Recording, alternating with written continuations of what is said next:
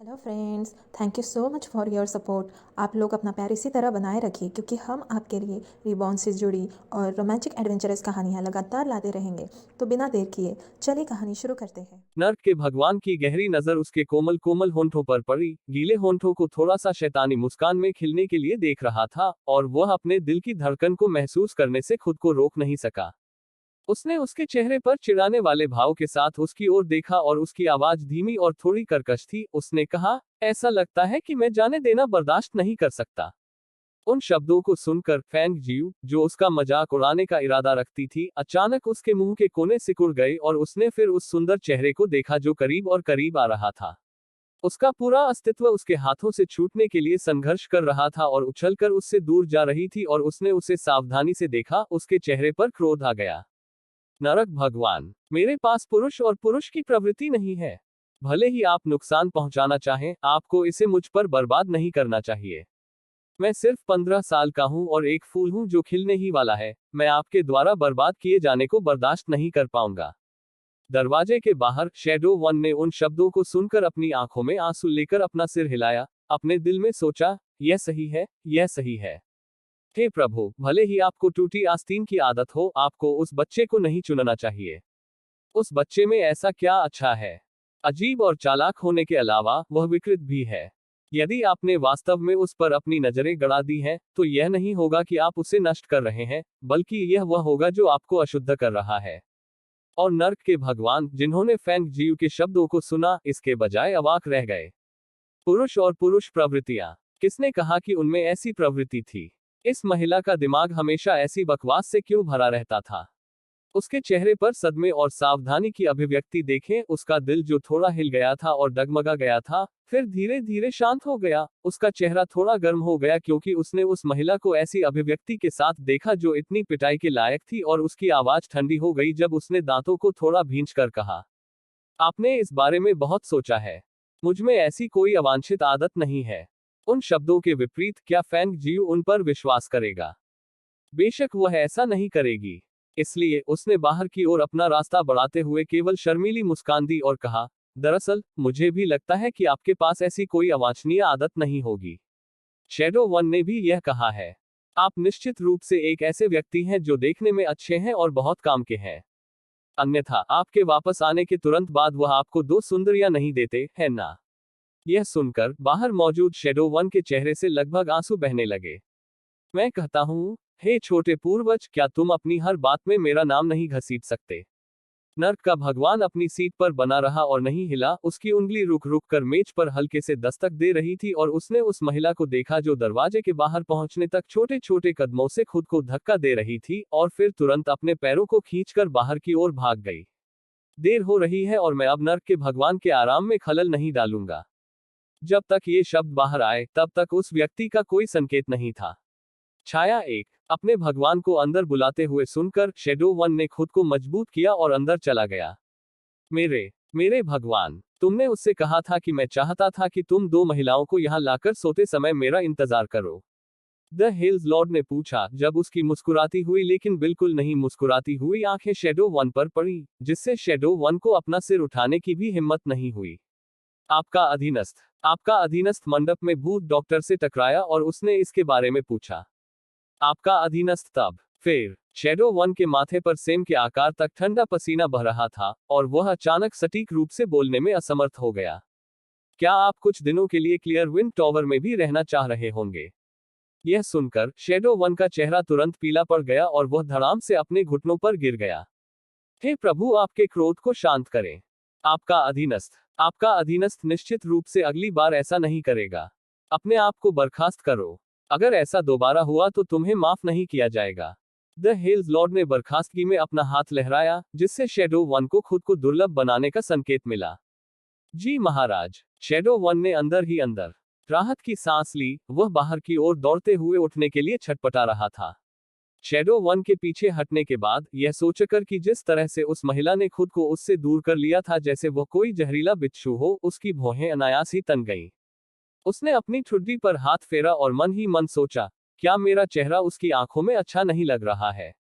ऐसा नहीं होना चाहिए। वह अब भी अपने लुक को लेकर बहुत आश्वस्त थे।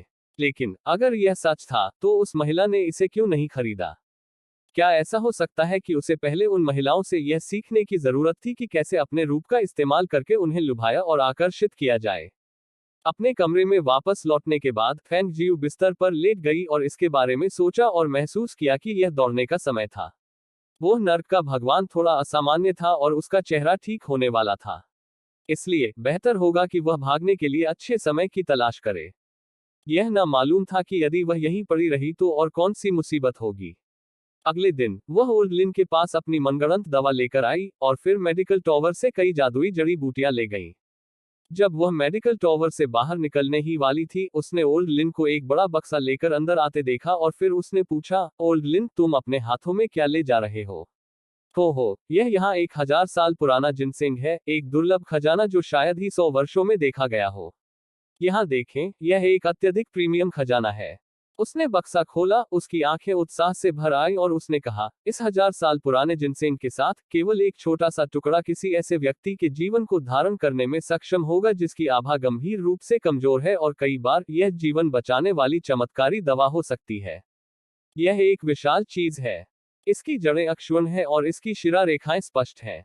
यह वास्तव में एक खजाने की दुर्लभ खोज है। फैंग जियू की आंखें चमक उठी, उसके हाथ इसे महसूस करने के लिए आगे बढ़े लेकिन ओल्ड लिन ने ढक्कन बंद कर दिया। बूढ़े लिन ने फैंग जियू को सावधानी से देखा और बॉक्स को अपनी बाहों में कसकर पकड़ते हुए कहा, यह खजानों में से एक खजाना है। बेहतर होगा कि आपको इस 1000 साल पुराने जिनसेंग के बारे में कोई विचार न मिले। इसे यहीं रखना होगा और जीवन बचाने के लिए इसका उपयोग करना होगा। मुझे पता है। बस देखना चाहता था। फैंग जियू निहत्थे ढंग से मुस्कुराई, उसके दिल ने सोचा कि जब वह जाएगी, तो वह इस 1000 साल पुराने जिनसेंग को चुरा लेगी और अपने साथ लाएगी। पूरे दिन वह नर्क के भगवान से बचती रही और उससे न टकराने की पूरी कोशिश करती रही। जब तक रात का आकाश धीरे धीरे अंधेरा हो रहा था, फैंग जियू ने समय का अनुमान लगाया, इससे पहले कि वह पीछे पहाड़ में गर्म पानी के झरने की ओर चलने लगे। आज रात अच्छी तरह से भीगने का इरादा रखते हुए कुछ दिनों तक नर्क के भगवान के बाहर जाने का इंतजार कर रही थी और वो चुपचाप निकल जाने से पहले आसपास नहीं थी।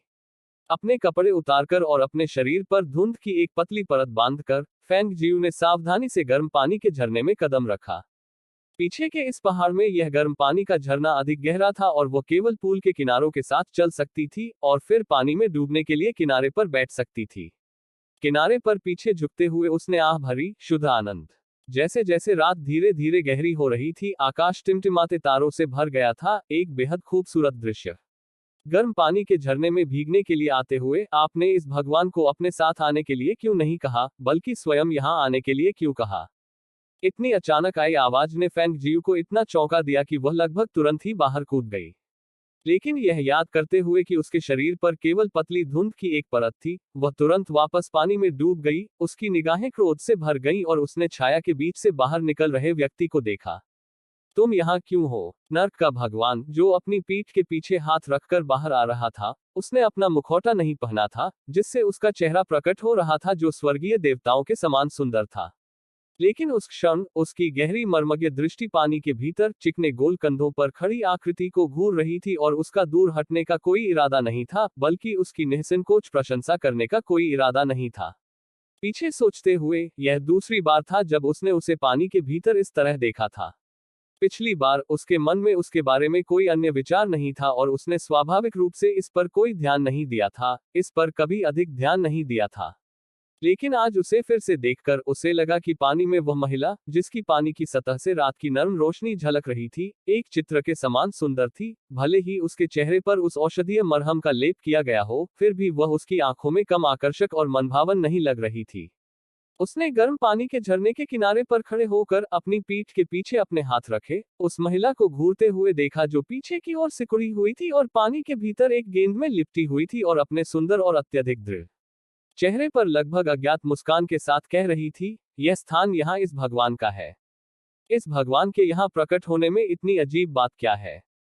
जैसे ही वह बोला, उसने पहले ही अपने पैरों से जूते उतार दिए थे, अपनी कमर पर जेड बेल्ट को खोल दिया था, अपने सेक्सी और मांसल ऊपरी शरीर को उजागर करने के लिए अपने अंडररोब को हटाने से पहले अपने बाहरी वस्त्र को उतार दिया था। उसे अपनी पैंट के ऊपर अपना हाथ ले जाते हुए देखकर, जो पूरी तरह से उसे उतारने का इरादा रखता था, फेंग जियू तुरंत इतनी घबरा गई कि वह हकलाने लगी। क्या क्या क्या कर रहे हो? मैं अपने कपड़े उतार रहा हूँ। क्या तुम देख नहीं सकते? उनकी आवाज धीमी और अत्यधिक चुंबकीय थी और अगर कोई ध्यान नहीं देता, तो उन्हें पता ही नहीं चलता कि उस आवाज में खुशी की झलक थी। फेंग जियू ने उसे निराशा से देखा और कहा, बेशक मुझे पता है कि आप अपने कपड़े उतार रहे हैं। मैं पूछ रहा हूं कि आप अपने कपड़े क्यों उतार रहे हैं? गर्म झरने में खुद को भिगोना स्वाभाविक है। उसने ऐसे उत्तर दिया जैसे वह वही कह रही हो जो स्पष्ट रूप से स्पष्ट था। क्या आप देख रहे हैं कि मैं यहाँ हूँ? उसने दांत भींचकर जवाब दिया। हम दोनों पुरुष हैं, इससे क्या फर्क पड़ता है कि हम एक साथ गर्म पानी के झरने में भीगते हैं? नर्क के भगवान ने अपनी भौहें ऊपर उठाकर उसके मुंह का एक कोना थोड़ा ऊपर की ओर झुकाते हुए पूछा। उन शब्दों को सुनकर फेंग जियू लगभग उसे डांटने के लिए पानी से बाहर कूदना चाहता था। दोनों व्यक्तियों से उसका क्या अभिप्राय था? कौन कहता है कि इससे कोई फर्क नहीं पड़ता कि वे दोनों एक साथ गर्म पानी के झरने में स्नान करते हैं? उसने कोई कपड़े नहीं पहने थे, तुम्हें पता है। वह पहले से ही एक गेंद में लिपटी हुई थी और अगर वह सचमुच पानी में आ गया तो यह कितना क्रूर हो जाएगा। लेकिन उसी क्षण उसने उसे अपनी लंबी पैंट उतारते हुए देखा और अपना अंडरवियर उतारने ही वाला था। यह देखकर फेंग जियू का दिल सिकुड़ गया और ऊपर उठ गया। यह अच्छी तरह से जानते हुए भी कि उसे अपनी आंखें फेर लेनी चाहिए, लेकिन ऐसा लग रहा था कि उसकी आंखें सीधे उसे घूरने के लिए चुंबक की तरह खींच ली गई थी। उसकी हर गतिविधि को बिना किसी घृणा के देखते हुए उसकी अविचल दृष्टि को देखकर नर्क के भगवान के मुंह के सिरे थोड़े से मुड़ गए और उसके जांघिया पर रखा हाथ रुक गया और उसने अच्छे मूड में कहा, इस भगवान ने यहाँ ग्रे वुल्फ से सुना है कि जब आपने पहले उसका इलाज किया था तो आपने केवल उसकी कमर पर एक्यूपंक्चर लगाया था। फिर और क्या? उसने आंखें मटकाते हुए कहा। हालांकि जिस क्षण उसकी आवाज धीमी हो गई और उसने उस समय उसके चेहरे पर बने अजीब भाव के साथ उससे पहले पूछे गए प्रश्नों को याद किया, वह तुरंत अनजाने में चौंक गई और उसने पूछा, आप शायद यह नहीं सोच सकती थी कि मैंने उसका सब कुछ देखा है, क्या आप ऐसा सोचती? यह देखकर कि उसने कुछ भी नहीं कहा, लेकिन मौन रहकर सहमति व्यक्त की, फेंग जियू हंसने से खुद को नहीं रोक सका। हे हेवंस! तुम ऐसा क्यों सोचोगे? सोच रहे हो कि मैं इतना लंपट हो जाऊंगा? उसे एक अस्पष्ट मुस्कान के साथ अपनी ओर देखते हुए देखकर वह फिर थोड़ी सी हंसी में हंसी। ठीक है, हालांकि मैं थोड़ा लंपट हूँ, मैं बहुत नकचरी हूँ और मैं अपनी नजरें बहुत ऊंची रखती हूँ, ठीक है। ग्रे वुल्फ जैसे किसी व्यक्ति के साथ मुझे देखने में भी दिलचस्पी नहीं होगी, भले ही वह खुद को नग्न कर ले। ओह, फिर यहाँ ऐसे किसी व्यक्ति के बारे में क्या? यह सुनकर उसके मुंह का एक कोना हिल गया और उसने कहा, भगवान, मुझे याद है आपने मुझसे कहा था कि आप में कोई अवांछित आदतें नहीं है। जैसा कि अपेक्षित था, पुरुषों की बातों पर विश्वास नहीं किया जा सकता। यहाँ यह बदमाश स्पष्ट रूप से कामुक इरादे से घूम रहा था। क्या ऐसा हो सकता है कि वसंत पहले से ही आ रहा हो? यहाँ तक कि नर्क के भगवान की कल्पनाएं भी प्रेम के विचारों में बदल रही थी। यह सही है। यहाँ इस भगवान का उन्मुखीकरण बिल्कुल सामान्य है। वह उसे घूर रहा था और उसके मुंह का कोना एक शैतानी मुस्कान में बदल गया और उसके जांघिया पर हाथ ने बिना किसी चेतावनी के उसके जांघिया को नीचे खींच लिया। उसका पूरा शरीर गर्म पानी के झरने के किनारे बिल्कुल नग्न खड़ा था क्योंकि वह उस महिला को देख रहा था जिसके चेहरे की छाया काफी बदल गई थी और उसका दिल एक तरह की अथाह खुशी से भर गया। अरे, कितना बड़ा पक्षी है! फेंग जियू ने आश्चर्य से कहा, सहज भाव से चिल्लाते हुए। लेकिन ये शब्द अभी फूटे ही थे कि वो फिर से हंसने लगी, खासकर जब उसने देखा कि वह आदमी गर्म पानी के झरने में कदम रखने के लिए आगे बढ़ रहा था और उसका पूरा शरीर घबराहट से तनावग्रस्त हो गया था। एक हाथ उसके मुड़े हुए शरीर को ढकती हुई हल्की धुंध को पकड़ रहा है, दूसरा हाथ किनारे से ऊपर उठकर अपने कपड़ों की जांच कर रहा है। उसने पीछे से खिसकने का इरादा किया, लेकिन ठीक बाद आई धीमी आवाज ने उसके आगे बढ़ाए हाथ को स्थिर कर दिया और फिर असहाय होकर उसे वापस खींच लिया। यदि आप यहाँ इस भगवान के साथ पानी के भीतर लुका छिपी खेलने का इरादा रखते हैं, तो यह भगवान आपकी मदद करने में प्रसन्न होंगे। धीमी आवाज उसके कानों तक पहुंचते पहुंचते सुस्त लग रही थी, लेकिन इसने फेंग जियू को गुस्से में अपने दांत पीसने पर मजबूर कर दिया क्योंकि वह पानी में डूबे हुए आदमी को घूर रही थी और अपनी बाहों को दोनों तरफ फैलाकर बैठा था। सोच रही थी कि अगर वह कर सकती है, तो वह वास्तव में उसे एक अच्छी पिटाई करने के लिए उस पर एक अच्छा मुक्का मारना चाहती थी। उसे लगभग 3 मीटर की दूरी पर कसकर लिपटे हुए और गुस्से से भरे हुए लेकिन कहने की हिम्मत न करते हुए देखकर नर्क के भगवान की भौहें थोड़ी ऊपर उठ गईं। वह सुंदर और दृढ़ चेहरा उस शैतानी मुस्कान से धुंधला हो गया, जबकि उसकी गहरी आवाज खुशी से भरी हुई लग रही थी। क्या आपको भगवान का यह शरीर संतोषजनक लगता है? फैंग जियू ने हेल्स लॉर्ड की आंखों में उस आत्मा विसर्जित उल्लासपूर्ण दृष्टि को देखा और उपहास किया, यह सब इतना अच्छा नहीं है। ओह, क्या यह सही है? हो सकता है कि यह भगवान थोड़ा और करीब आए ताकि आप इसे और अधिक स्पष्ट रूप से देख सकें। उसने सिकुड़ी आंखों से कहा। उसका शरीर थोड़ा आगे की ओर झुका हुआ था, आगे बढ़ने के लिए तैयार था। जब फैंग जियू ने यह देखा तो उसका चेहरा बदल गया और उसने चिल्लाने के लिए तुरंत अपने हाथ ऊपर उठाए। रुक जाओ, रुक जाओ। आने की कोई जरूरत नहीं है, आने की जरूरत नहीं है। आपका शरीर बिल्कुल शानदार है, ठोस और बहुत प्रभावशाली। क्या ऐसा चलेगा? वह कैसा व्यक्ति था? यहाँ तक एक ठग को भी इतना सुस्त नहीं होना चाहिए, है ना? क्या उसे अपनी इज्जत बचाने की जरा भी परवाह है? नर्क के भगवान ने जो देखा उसके अनुसार वह आगे नहीं बढ़े, वह निश्चित रूप से उनकी महिला के रूप में समाप्त हो जाएगी, और इसलिए वह उसे डराने के लिए जल्दबाजी नहीं करना चाहते थे, जिससे उन्हें कुछ भी हासिल नहीं होगा। आओ इस भगवान की पीठ साफ करो। नर्क के भगवान ने पूल के किनारे पर लेटते हुए अपनी पीठ उसकी ओर दिखाते हुए कहा। यह देखकर फैंग जियू की आंखों में थोड़ी चमक आ गई और उसने कुछ सोचने से पहले कहा, अगर तुम चाहो तो मैं जा सकती हूँ और तुम्हारी पीठ साफ कर सकती हूँ, लेकिन तुम्हें उस स्थिति में रहना होगा और हिलना नहीं होगा, न ही तुम अपना सिर इधर उधर कर सकती हो। माम, नर्क के भगवान ने आलस्य से उत्तर दिया, उसके मुंह के कोने मुड़े हुए थे। इस महिला को अभी भी पता नहीं है कि एक महिला के रूप में उसका लिंग उसके सामने उजागर हो गया है। यह सुनने के बाद कि वह इस पर सहमत है, फैंग जियू फिर पूल के किनारे उसकी ओर खिसक गई और जब वह उसकी पीठ के पीछे पहुंची तो उसकी आंखों में भ्रम की रेखाएं चमक उठी। वह महज दवाइयों का एक मिश्रण थी जिसे वह पकड़कर वापस ले आया था, लेकिन यहाँ वह पूरी तरह से बिना किसी सुरक्षा के उसे अपनी पीठ दिखा रहा था।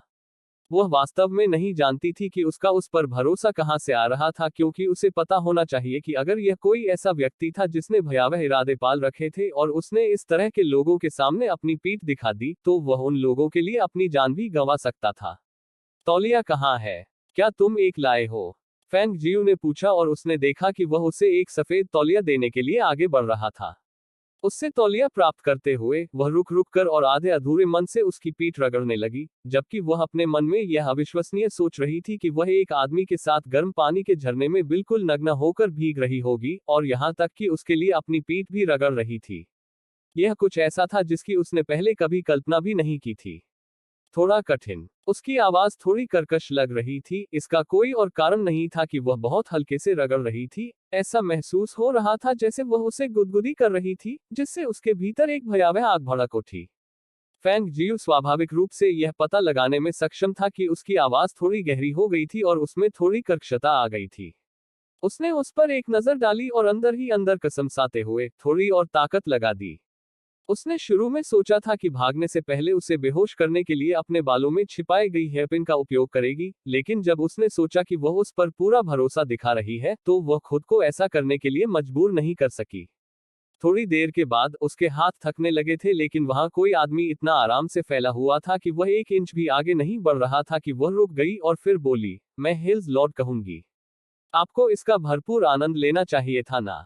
मेरे हाथ पहले से ही झड़ने वाले हैं और यहाँ बहुत देर तक भीगने के कारण मेरी त्वचा झुर्रीदार हो रही है। मम्मा, आप पहले वापस जा सकते हैं, उसने आलस्य से कहा, फिर भी अपनी जगह से नहीं हिल रहा।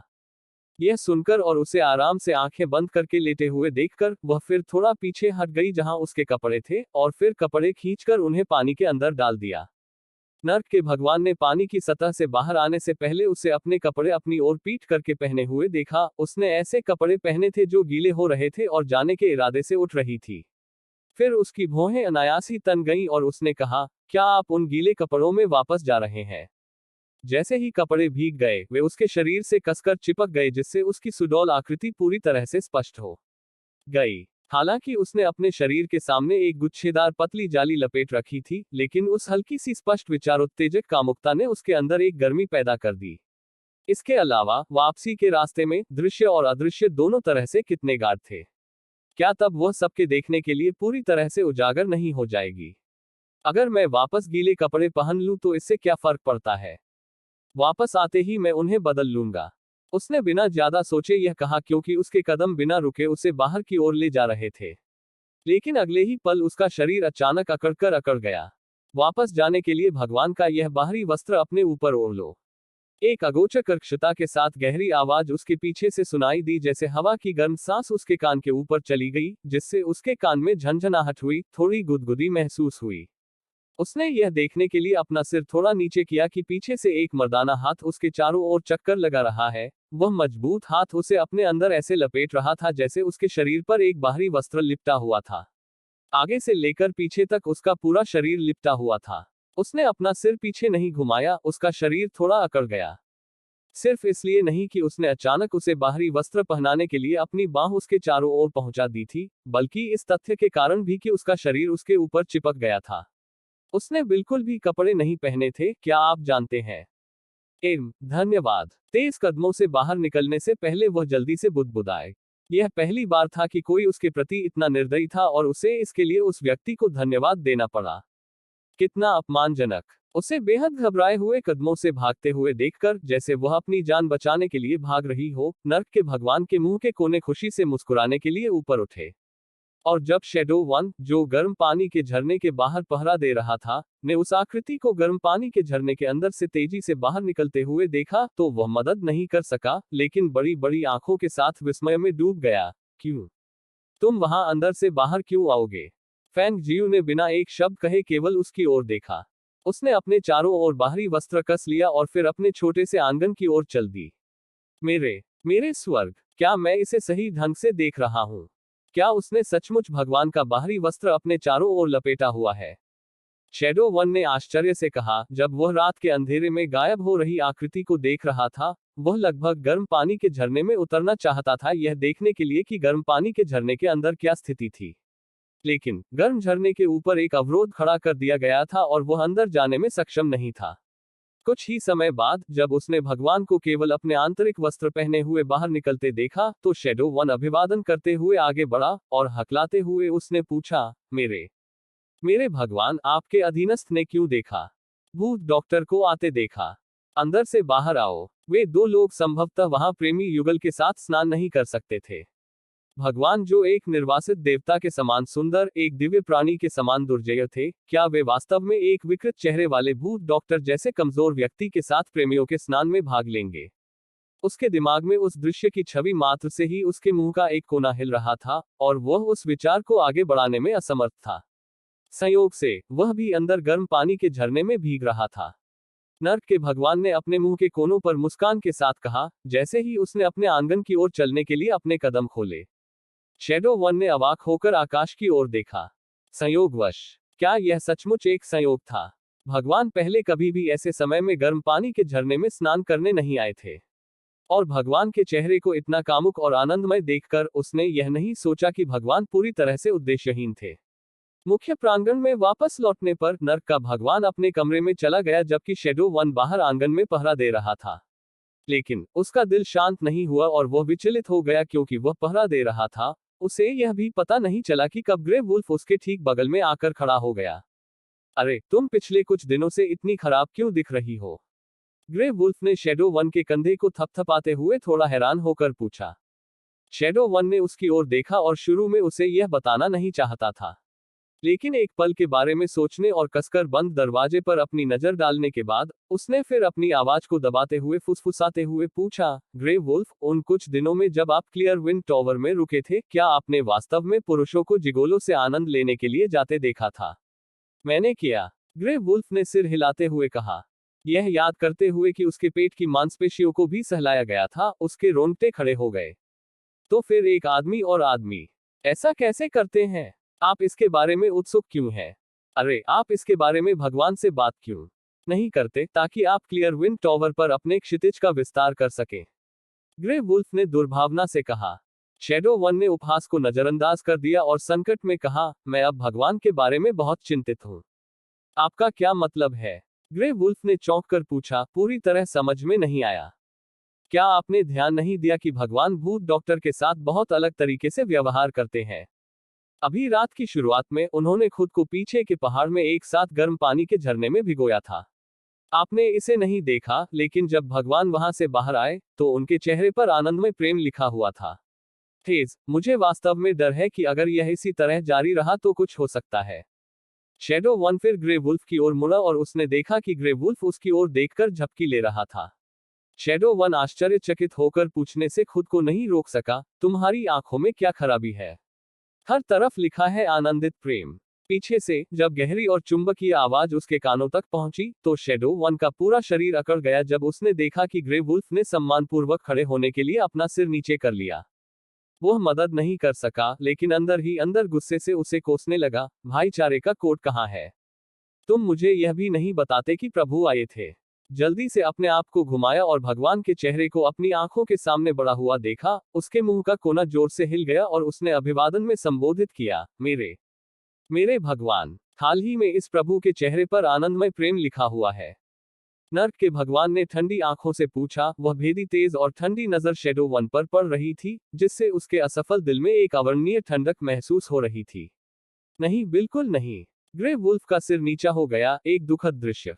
ऐसा लगता है कि भगवान ने सुन लिया है कि आप पुरुषों के बारे में बहुत उत्सुक हैं। चूंकि यह मामला है, ग्रे वुल्फ शैडो वन को क्लियर विंड टॉवर में फेंक दे ताकि वो 3 दिनों तक करीब से निरीक्षण कर सके। इतना कहने पर नर्क का भगवान अपने कमरे में वापस जाने के लिए मुड़ा। माई लॉर्ड, शैडो वन का चेहरा शोकाकुल था क्योंकि वह नर्क के भगवान के वापस जाने के खिलाफ चिल्ला रहा था। आपके अधीनस्थ को पुरुषों में बिल्कुल भी दिलचस्पी नहीं है और न ही मैं उनके बारे में उत्सुक हूँ। आपका अधीनस्थ क्लियर विंड टॉवर पर नहीं जाना चाहता। हे, तुम पहले ही विनती करना बंद कर सकते हो। भगवान कभी भी अपने वचन से पीछे नहीं हटते। आओ आओ, भाईचारे के नाम पर मैं तुम्हें व्यक्तिगत रूप से विदा करूंगा। हा। ग्रे वुल्फ शैडो वन के दुर्भाग्य पर जोर से हंसा। उसने शैडो वन को बाहर खींचते हुए उसके कंधे को थपथपाया। शैडो वन ने ग्रे वुल्फ को घूर कर देखा और गुस्से में कहा, ग्रे वुल्फ, तुमने जानबूझकर ऐसा किया है ना? मैंने तुम्हें कई बार इतनी जोर से आंख मारी और तुम समझ नहीं पाए। तुम किसे दोष दे सकते हो? चलो, पहले से ही प्रभु तुम पर पहले से ही बहुत अधिक दया दिखा रहे हैं। जब मुझे पहले क्लियर विंड टॉवर में फेंका गया था तो मुझे सिर्फ देखने के लिए नहीं बनाया गया था। इस बार यह आपके लिए अलग है क्योंकि आपको बस उन्हें करीब से देखना है ताकि आप अब इस तरह के सवाल न पूछें। और ऐसे ही ग्रे वुल्फ के बमुश्किल 2 दिन बाद लौटने पर शैडो वन को क्लियर विंड टॉवर पर भेज दिया गया। और इस सब का उसके आंगन में फैंग जियू से कोई लेना देना नहीं था, जिसका दिमाग केवल उसे भागने की तैयारी करने वाले विचारों से भरा था। अगले दिन दोपहर के समय ग्रे वुल्फ फैंग जियू के आंगन में आया और दरवाजा खटखटाने के लिए गया। Ghost doctor. कमरे के अंदर फैंग जियू ने दरवाजा खोला और बाहर चला गया। यह देखकर कि यह ग्रे वुल्फ था, उसने थोड़ा हैरान होकर पूछा, कुछ बात है? यह ग्रे वुल्फ वास्तव में अभी भी उसे दोबारा देखने की हिम्मत करता है। क्या उसे डर नहीं है कि वह फिर से उस पर अपनी सुइयां लगाएगी? प्रभु चाहते हैं कि आप उनके साथ भोजन करने जाएं। ग्रे वुल्फ ने उस काले और हरे ग्लोब से चेहरे को देखते हुए कहा। वह समझ नहीं पा रहा था कि उसका भगवान इस बच्चे को अपने साथ खाना खाने के लिए क्यों कहना चाहता है। यह सुनकर फैंग जियू ने हंसते हुए कहा, कोई जरूरत नहीं, कोई जरूरत नहीं। तुम बस उसे बताओ कि मैं पहले ही खा चुका हूं। जैसे ही उसकी आवाज कम हुई, वह तुरंत कमरे में वापस चली गई और दरवाजा जोर से बंद कर दिया। यह देखकर ग्रे वुल्फ की भौहें तन गईं, लेकिन उसने उस व्यक्ति को जबरन वापस खींचने की हिम्मत नहीं की और इसलिए वह भगवान को इसकी सूचना देने के लिए वापस चला गया। मुख्य प्रांगण में ग्रे वुल्फ की रिपोर्ट सुनने के बाद नर्क के भगवान का चेहरा थोड़ा काला पड़ गया क्योंकि उसने सोचा था यह महिला उससे बच रही थी। यह देखकर कि उसके भगवान के चेहरे का रंग बहुत सुंदर नहीं लग रहा था, ग्रे वुल्फ ने कुछ भी कहने की हिम्मत नहीं की, लेकिन बस सावधानी से किनारे पर खड़ा रहा। उसी समय एक काला वस्त्रधारी किसान घुटनों के बल झुककर अभिवादन करने के लिए तेजी से अंदर आया और उसने कहा, आपका अधीनस्थ प्रभु को नमस्कार करता है। नर्क के भगवान ने उसकी ओर देखा और पूछा, तुम वापस क्यों आए हो? माय लॉर्ड, आपका अधीनस्थ उस व्यक्ति को पकड़ने में कामयाब हो गया है। वह माय लॉर्ड की पूछताछ का इंतजार कर रहा है। उनके शब्दों को सुनकर नर्क के भगवान की गहरी आंखें सिकुड़ गईं और वो तुरंत खड़े होकर कहने लगे, रास्ता दिखाओ। और फैंग जियू ने यह खबर सुनी कि भगवान महल छोड़ रहे हैं। उन्होंने ओल्ड लिन द्वारा जड़ी बूटियों का जायजा लेने के बाद शाम होने तक इंतजार किया, इससे पहले कि उन्होंने हजारों साल पुराने जिनसेंग को अंतरिक्ष में खिसका दिया। उसके बाद वह मेडिकल टॉवर छोड़ने के लिए बैरियर सरणी से गुजरते हुए खुद ही बाहर निकल गई। उस रात जब नर्क का भगवान वापस आया तो ओल्ड लिन हड़बड़ाहट में रिपोर्ट करने की जल्दी में आया, माय लॉर्ड, आपदा। गोस्ट डॉक्टर ने 1000 साल पुराना जिनसेंग चुरा लिया और भाग गया। उन शब्दों को सुनकर नर्क के भगवान का चेहरा तुरंत काला पड़ गया, उनके पूरे अस्तित्व से एक अत्यधिक खतरनाक आभा निकल रही थी। उसकी भेदी निगाह सीधे ओल्ड लिन पर निशाना साधने के लिए संकुचित हो गई, भाग जाओ। यह महसूस करते हुए कि हवा अचानक ठंडी हो गई है, ओल्ड लिन और ग्रे वुल्फ के शरीर जो हिल्स लॉर्ड के ठीक पीछे खड़े थे, तुरंत अकड़ गए। हाँ हाँ, आपका अधीनस्थ अभी मेडिकल टॉवर पर गया और देखा कि 1000 साल का जिनसेंग वहां नहीं था, इसलिए मैं घोस्टली को खोजने गया, लेकिन पाया कि वह भी गायब है। फिर मैंने गार्डों से पूछा जिन्होंने कहा कि उन्होंने आखिरी बार उसे शाम होने पर घूमते हुए देखा था। और फिर बिना किसी को पता चले वह जब उसने अंधेरी रात के आकाश की ओर देखा तो नर्क के भगवान की आंखें सिकुड़ गईं, फिर उसकी आंखों में एक गहरी चमक चमक उठी जब उसकी गहरी आवाज कसकर कठोर होंठों से गुजरी, ग्रे वुल्फ, पुरुषों को तुरंत खोजने के लिए बाहर लाओ। जी महाराज। ग्रे वुल्फ ने उसके आदेशों को स्वीकार कर लिया और बाहर जाने ही वाला था कि एक बार फिर हिल्स लॉर्ड की आवाज सुनाई दी। यदि आप उसे ढूंढ ले तो बल प्रयोग न करें ताकि उसे कोई नुकसान न हो। उन शब्दों को सुनकर ग्रे वुल्फ के मुंह के कोने मुड़ गए और उसने जवाब देने की जल्दी में अपना सिर नीचे कर लिया, हाँ मेरे भगवान। इससे पहले कि वह जल्दी से छुट्टी ले लेता। इसके बाद नर्क का भगवान चलने के लिए आगे बढ़ा, मुख्य प्रांगण की ओर नहीं, बल्कि उस छोटे से आंगन की ओर जहां फैंग जियू रुका था। जब पीछे चल रहे ओल्ड लिन ने यह देखा तो उसने एक पल के लिए अपना मुंह खोला, लेकिन फिर बिना कुछ कहे पीछे हटने का फैसला किया। दरवाजों को धक्का देकर खोला और अत्यधिक खाली कमरे को देखकर नर्क के भगवान की आंखें उदास हो गईं। हवा अभी भी जड़ी बूटियों की खुशबू से भरी हुई लग रही थी जो खत्म नहीं हुई थी। उसके कदम उसे कमरे के अंदर एक चक्कर तक ले गए और जब वह भीतरी कमरे में शयन कक्ष के किनारे पर आया तो उसने तकिए के नीचे से चर्मपत्र कागज का एक कोना चिपका हुआ देखा। वह उसे पुनः प्राप्त करने के लिए तुरंत अंदर चला गया। जैसे ही उसकी नजर चर्मपत्र पर पड़ी, उसके मुंह के कोने अनायास ही मुड़ गए, उसके सुंदर और दृढ़ चेहरे पर सौम्यता का एक दुर्लभ क्षण दिखा। एक लंपट महिला जिसमें अपनी इच्छाओं के अनुरूप कार्य करने की हिम्मत नहीं है। कागज पर 2 लोगों का चित्र था। उसने पुरुषों के कपड़े पहने हुए थे, उसकी तर्जनी धीरे से उसकी ठुड्डी को ऊपर उठा रही थी, जिसमें दिखाया गया था कि उसने कोई कपड़े नहीं पहने थे। उसका दूसरा हाथ उसकी छाती पर आराम कर रहा था, लेकिन उसकी नजर चर्मपत्र पर बाहर की ओर देख रही थी, जो अत्यधिक उत्तेजक लग रही थी। फिर उसकी नजर कई शब्दों पर पड़ी जिन पर उसके द्वारा खींची गई 2 छोटी आकृतियों के सिरों के ऊपर से तीर लगे हुए थे, जहां वह फुसफुसाहट में पड़ने से खुद को नहीं रोक सका। नर्क का भगवान, निष्क्रिय वाला, घोस्ट डॉक्टर, मुखर वाला। यह औरत बस थप्पड़ खाने के लिए मचल रही है। उसने हंसते हुए चेतावनी दी, उसकी आवाज धीमी और गहरी थी क्योंकि उसका दिल उसे देखने के लिए उत्सुक था, एक भावना जिसे लालसा के रूप में जाना जाता है, जो अनियंत्रित रूप से अंदर तक उठ रही थी। उसका मन लगातार उथल पुथल में डूबा हुआ था। हालांकि फिर उसके दिल में एक और भावना जाग उठी। उसे अचानक लगा कि अब उसके भाग जाने से जिन लोगों को उसने बाहर भेजा है वे उसे पकड़ नहीं पाएंगे। आखिर वह औरत लोमड़ी की तरह धूर्त होने के साथ साथ सनकी और चालाक भी थी। उसे भागने का मौका देने के बाद पीछा करना निश्चित रूप से इतना आसान नहीं होगा। और तभी उसे याद आया कि उसे यह जानने के अलावा कि उसे घोस्ट डॉक्टर के नाम से जाना जाता था, उसे यह भी नहीं पता था कि उसका नाम क्या था। यदि ग्रे वुल्फ और उसके आदमी उसे वापस लाने में सक्षम नहीं थे, तो भविष्य में उसे फिर से ढूंढना कठिन होगा। जैसा कि हेल्स लॉर्ड ने सोचा था, जब भोर हुई, ग्रे वुल्फ अपने लोगों का नेतृत्व करते हुए वापस लौटा। खुद को मजबूत करते हुए उसने बताया, हे भगवान, आपके अधीनस्थ ने पूरी रात खोज की लेकिन भूत डॉक्टर का पता लगाने में असमर्थ रहा। मुझे डर है कि वह भाग गया है। नर्क के भगवान की निगाहें थोड़ी गहरी हो गईं। उत्तर वही था जिसकी उसे अपेक्षा थी। हेल्स पैलेस में हर किसी को वहां चल रही गतिविधियों पर ध्यान देने को कहें। अगर वे घोस्ट डॉक्टर के बारे में कोई खबर सुनते हैं तो वापस आएं और तुरंत रिपोर्ट करें। जी महाराज, ग्रे वुल्फ ने सम्मानपूर्वक उत्तर दिया और प्रभु के आदेशों को जारी रखा। नर्क का भगवान अपनी पीठ के पीछे हाथ रखकर आंगन में खड़ा था, दूर आकाश की ओर देख रहा था। उसकी आवाज धीमी थी और उसने कहा, हम निश्चित रूप से एक बार फिर मिलेंगे। इस बीच फैंग जियू, जिसने नर्क के महल के लोगों को पूरी रात उसकी तलाश करने के लिए प्रेरित किया था, उस समय गंदगी और मिट्टी से ढके एक पहाड़ी ढलान पर चढ़ रही थी। चलते समय उसकी आंखें सामने जंगल की ओर देख रही थी। जोर से हंसते हुए उत्साह से बोली, हा हा हा, मैं अंततः खुद ही वहां से रेंग कर बाहर आ गई हूँ। आई। उसकी हंसी अचानक खत्म हो गई क्योंकि उसका पैर अचानक चूक गया, उसका पूरा शरीर नीचे लुढ़क गया। ओफ! ढलान के ऊपर से वह नीचे की ओर लुढ़क गई और वह तभी रुकी जब वह एक पेड़ से टकरा गई। दर्द से वह कराहने लगी और वह थोड़ी देर के लिए जमीन पर पड़ी रही, उठ भी नहीं पा रही थी।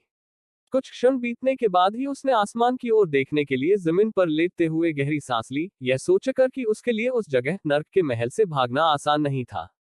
जब वह हिल्स पैलेस की बाधा श्रृंखला से भागने में सफल हो गई, तभी उसे एहसास हुआ कि वह स्थान 3 तरफ से पहाड़ों से घिरा हुआ था और केवल एक तरफ से ही बाहर निकलने का रास्ता था। लेकिन चूंकि वह उस जगह से भाग रही थी, इसलिए यह स्वाभाविक था कि वह उस रास्ते को नहीं ले सकती थी और इसलिए वो पहाड़ पर चढ़ गई थी, जहां उसे पूरी रात लग गई, जहां वह यहां पहुंचने से पहले 10 से अधिक बाधा सरणी और एक जादुई सीमा से गुजरी। सौभाग्य से उसकी रहस्यमय शक्तियां जो सील कर दी गई थी, उसे तोड़ दिया गया था और उसकी आध्यात्मिक शक्तियों का उपयोग करके उसके साथ छोड़ दिया गया था या उसे बहुत अच्छी तरह से पुनः कब्जा किया जा सकता था। थोड़ी देर आराम करने के बाद वह उठी और अपने मन की बात सुनते हुए आसपास की ओर देखने लगी। उसने चलने के लिए दिशा की तलाश की। उसने सोचा कि इस जगह से बाहर निकलने के बाद सबसे पहले लेंग शूंग से संपर्क करेगी, ताकि इतने लंबे समय से कोई खबर न मिलने के बाद वह चिंता करना बंद कर सके। लेकिन उसने इस बात पर विचार नहीं किया था कि उसे यह भी नहीं पता था कि वह कहाँ थी, और तथ्य यह है कि उसके बाद जो भी दृश्य उसके सामने आया वह इतना भयावह था कि उसने उसे काफी स्तब्ध कर दिया था। यदि उस समय उसे सीधा आसमान में उठा दिया जाए, तो वह देखेगी कि जिस स्थान पर वह थी, वह मीलों तक फैले घने जंगलों से घिरा हुआ था। उनसे बाहर निकलने की सोच रहे हैं। अरे, कम से कम 7-8 दिन बिताए बिना तो किसी को इसके बारे में सोचने की भी जरूरत नहीं है। जंगल के भीतर अकेले चलते हुए उसने अपनी बाईं ओर देखा और दाईं ओर देखा, यह सोचकर कि यह जगह थोड़ी अजीब लग रही थी। उसने पाया कि विभिन्न स्थानों पर रुक रुक कर एक रंगीन छोटा झंडा लगाया जाता था और सड़क के हर हिस्से के बाद एक अवरोधक सरणी होती थी। उनमें से कुछ के अंदर खतरा भी होता था, कुछ केवल रहस्यमय भूल भुलैया वाली सरणी होती थी। अजीब बात है, ये कैसी जगह है। चलते चलते वह मन ही मन बड़बड़ा रही थी कि अचानक उसने देखा कि उसके सामने 2 युवक एक दूसरे को पकड़े हुए हैं और वे एक पेड़ के नीचे जोर जोर से हौंफते हुए बैठे हैं। उसकी आंखें तुरंत चमक उठी और उसने तेजी से आगे बढ़ते हुए कहा, ये 2 युवा मास्टर्स, क्या मैं पूछ सकती हूँ? इससे पहले कि वह अपनी बात पूरी कर पाती, दोनों लोग उसकी आवाज सुनकर तुरंत उछल पड़े और उसकी ओर एक भी नजर डाले बिना उससे दूर भाग गए। वह एक पल के लिए चौंक गई। वह आधे दिन तक पैदल चल चुकी थी और आखिरकार उसकी नजर इन 2 लोगों से पड़ी। चाहे कुछ भी हो, उसे उन्हें भागने नहीं देना चाहिए। इसलिए वह चिल्लाते हुए उनका पीछा करने लगी। आया, यंग मास्टर, भागने की कोई जरूरत नहीं है। मैं केवल दिशा निर्देश पूछ रही हूँ। हालांकि अगर वह चिल्लाती नहीं तो शायद यह इतना बुरा नहीं होता। उसकी चीख सुनकर दोनों लोग और भी तेजी से भागे। वाह, क्या चल रहा है। दोनों आकृतियों को घूरते हुए उसकी भौहें तन गईं और उसने एक सांस छोड़ी। उसने उनका उतना करीब से पीछा नहीं किया, बल्कि बिना जल्दबाजी किए बस उनके पीछे चली गई। जैसा कि उसने सोचा था, बस उनका पीछा करना अंततः उसे इस जगह से बाहर ले जाएगा, है ना? लेकिन हालांकि वह चिंतित नहीं थी, फिर भी उसने 2 युवकों को लगभग मानसिक रूप से टूटने के लिए मजबूर कर दिया था। वह व्यक्ति किस संप्रदाय का है? वह इतनी देर तक हमारा पीछा करने के बाद भी हमारा पीछा क्यों कर रहा है? वह संभवतः क्या चाहता होगा? उनमें से एक दौड़ने के कारण पसीने से पूरी तरह नहा चुका था, घबराहट के कारण उसका चेहरा विकृत हो गया था। जब उसने अपना सिर पीछे घुमाया और देखा कि लगभग 30 मीटर दूर वह लाल आकृति लापरवाही से उनके पीछे आ रही है, तो वह शोकपूर्वक रोने के अलावा कुछ नहीं कर सका। हफ्फ पफ, मैं अब और नहीं दौड़ सकता, चाहे मुझे मरना ही क्यों न पड़े। दूसरा थोड़ा मोटा युवक चिल्लाया। उसने खुद को जमीन पर गिरा दिया क्योंकि उसने अपने पीछे फेंग जियू को देखा और फिर चिल्लाया, आप किस संप्रदाय से हैं? क्या यह पर्याप्त नहीं है कि आप पहले से ही इतनी देर से हमारा पीछा कर रहे हैं? यह देखते हुए कि वे अब और नहीं भाग रहे थे, फेंग जियू ने उनके पास जाने के लिए अपने कदम तेज कर दिए। उसके मुंह पर मुस्कुराहट फैल गई क्योंकि उसने 2 बेहद सावधान युवकों को देखा और कहा, मैं सिर्फ कोई रास्ता पूछने की कोशिश कर रही हूँ। आप दोनों किस लिए भाग रहे हैं? क्या पूछो, रास्ता पूछ रहा हूँ। दोनों व्यक्ति स्तब्ध रह गए और उन्होंने फेंग जियू को आश्चर्य से देखा, इससे पहले कि उन्होंने उससे पूछा, किस दिशा के बारे में पूछ रहा हूँ? क्या आप नहीं जानते कि यह जगह कहाँ है? यह कौन सी जगह है? फैंग जियू ने उनकी ओर प्रश्नवाचक दृष्टि से देखा। मैंने केवल देखा कि इस जंगल में रंग बिरंगे छोटे झंडे थे और दिन का आधा समय पैदल चलने के बाद भी मैं यहाँ से बाहर निकलने में असमर्थ हूँ। यह कैसी शापित जगह है। उन शब्दों को सुनकर अंततः दोनों लोगों को विश्वास हो गया कि वह वास्तव में केवल दिशा निर्देश पूछना चाहता था। थोड़े से मोटे युवक ने उसे घूरकर देखा और उसकी आवाज नाराजगी से भरी हुई थी और उसने कहा, मैं कहूंगा भाई, तुम सच में बहुत ज्यादा हो गए हो। तुमने सिर्फ रास्ता पूछने के लिए आधे दिन तक हमारा पीछा किया और तुमने हम दोनों को इतना डरा दिया कि उनकी मौत हो गई। ओह, तो वास्तव में यह कौन सी जगह है? तुमने मुझे देखते ही तुरंत भागने के लिए अपने पैर क्यों उठा लिए? फैंग जियू ने नासमझी में पूछा। यह एक ऐसी जगह है जहां अत्यधिक कठोर प्रशिक्षण दिया जाता है। इस जंगल के भीतर 3 अलग अलग संप्रदाय हैं, जिनमें कुख्यात अपराधी और अपरंपरागत कृषक शामिल हैं, जिन्हें स्टारी क्लाउड अकादमी ने वर्षों से कब्जा कर लिया है। हम इनमें से एक संप्रदाय के कृषक हैं और स्टारी क्लाउड अकादमी के अन्य संप्रदायों और कृषकों की तरह हम यहाँ कठोर प्रशिक्षण से गुजरने के लिए हैं। तो फिर आप किस लिए भाग रहे थे? फैंग जियू ने भौं ऊपर उठाते हुए पूछा। यह कठोर प्रशिक्षण का स्थान है। इसमें कोई आश्चर्य नहीं कि उसे पहले इतने सारे अवरोधक सरणी और उस सुरक्षात्मक सीमा सरणी का सामना करना पड़ा था।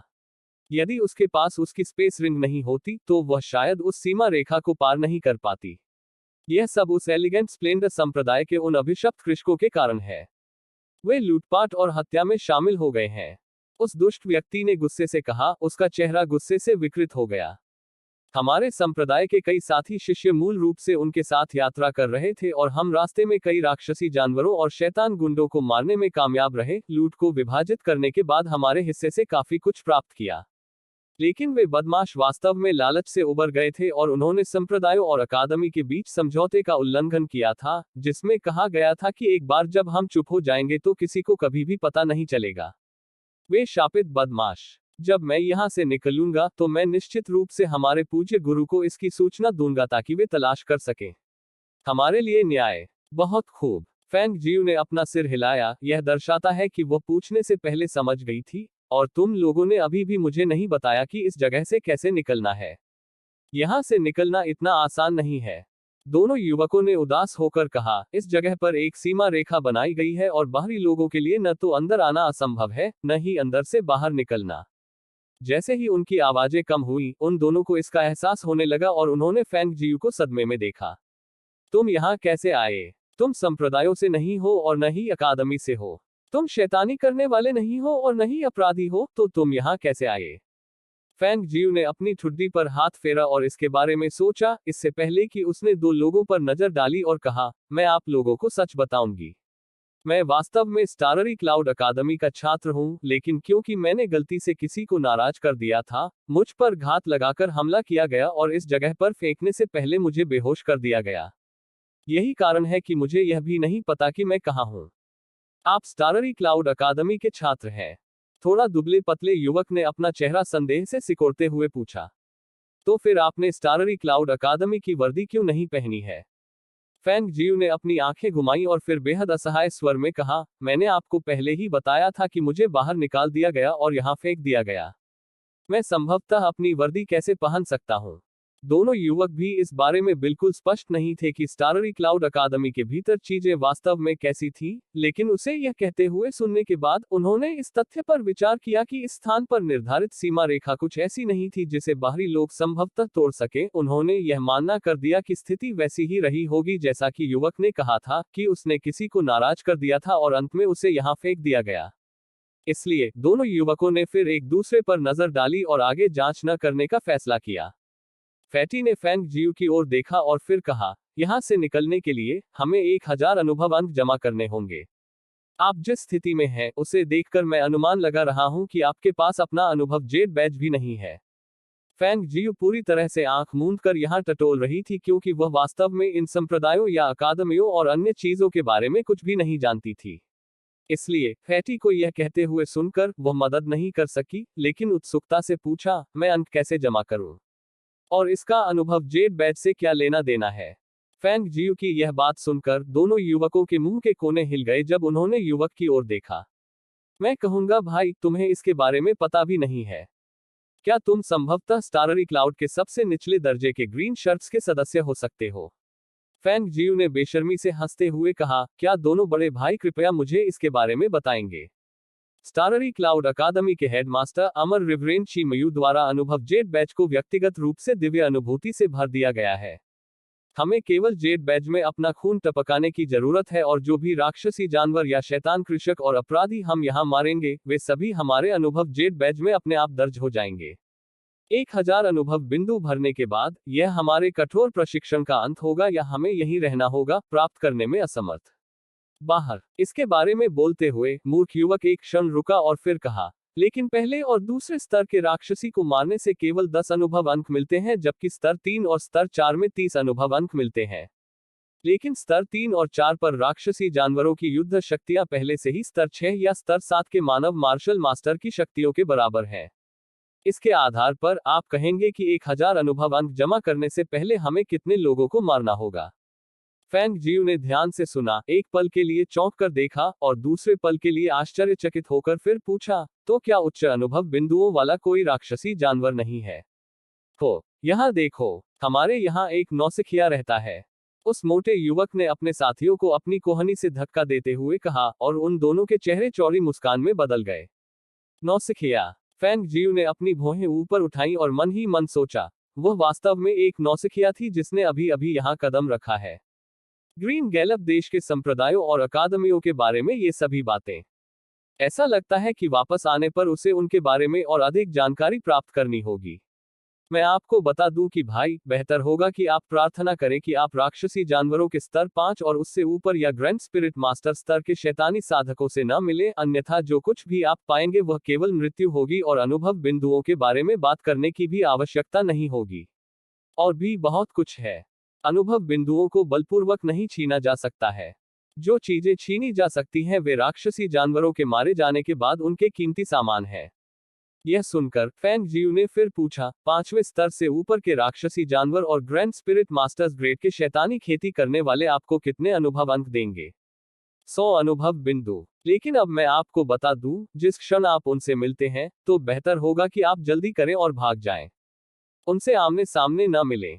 हमें देखें, यहाँ तक चरम स्तर पर 2 स्पिरिट मास्टर्स को भी ऐसी गंभीर स्थिति में मजबूर किया गया है और आप जानते हैं कि यह जगह केवल बच्चों का खेल नहीं है। मोटे युवक ने फैंग जियू को देने के लिए एक सफेद जेड बैज निकालते हुए कहा, आप इसे प्राप्त कर सकते हैं।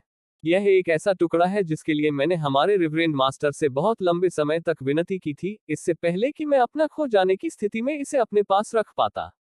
सफेद जेड बैज प्राप्त करते हुए फैंग जियू ने मुस्कुराते हुए कहा, धन्यवाद।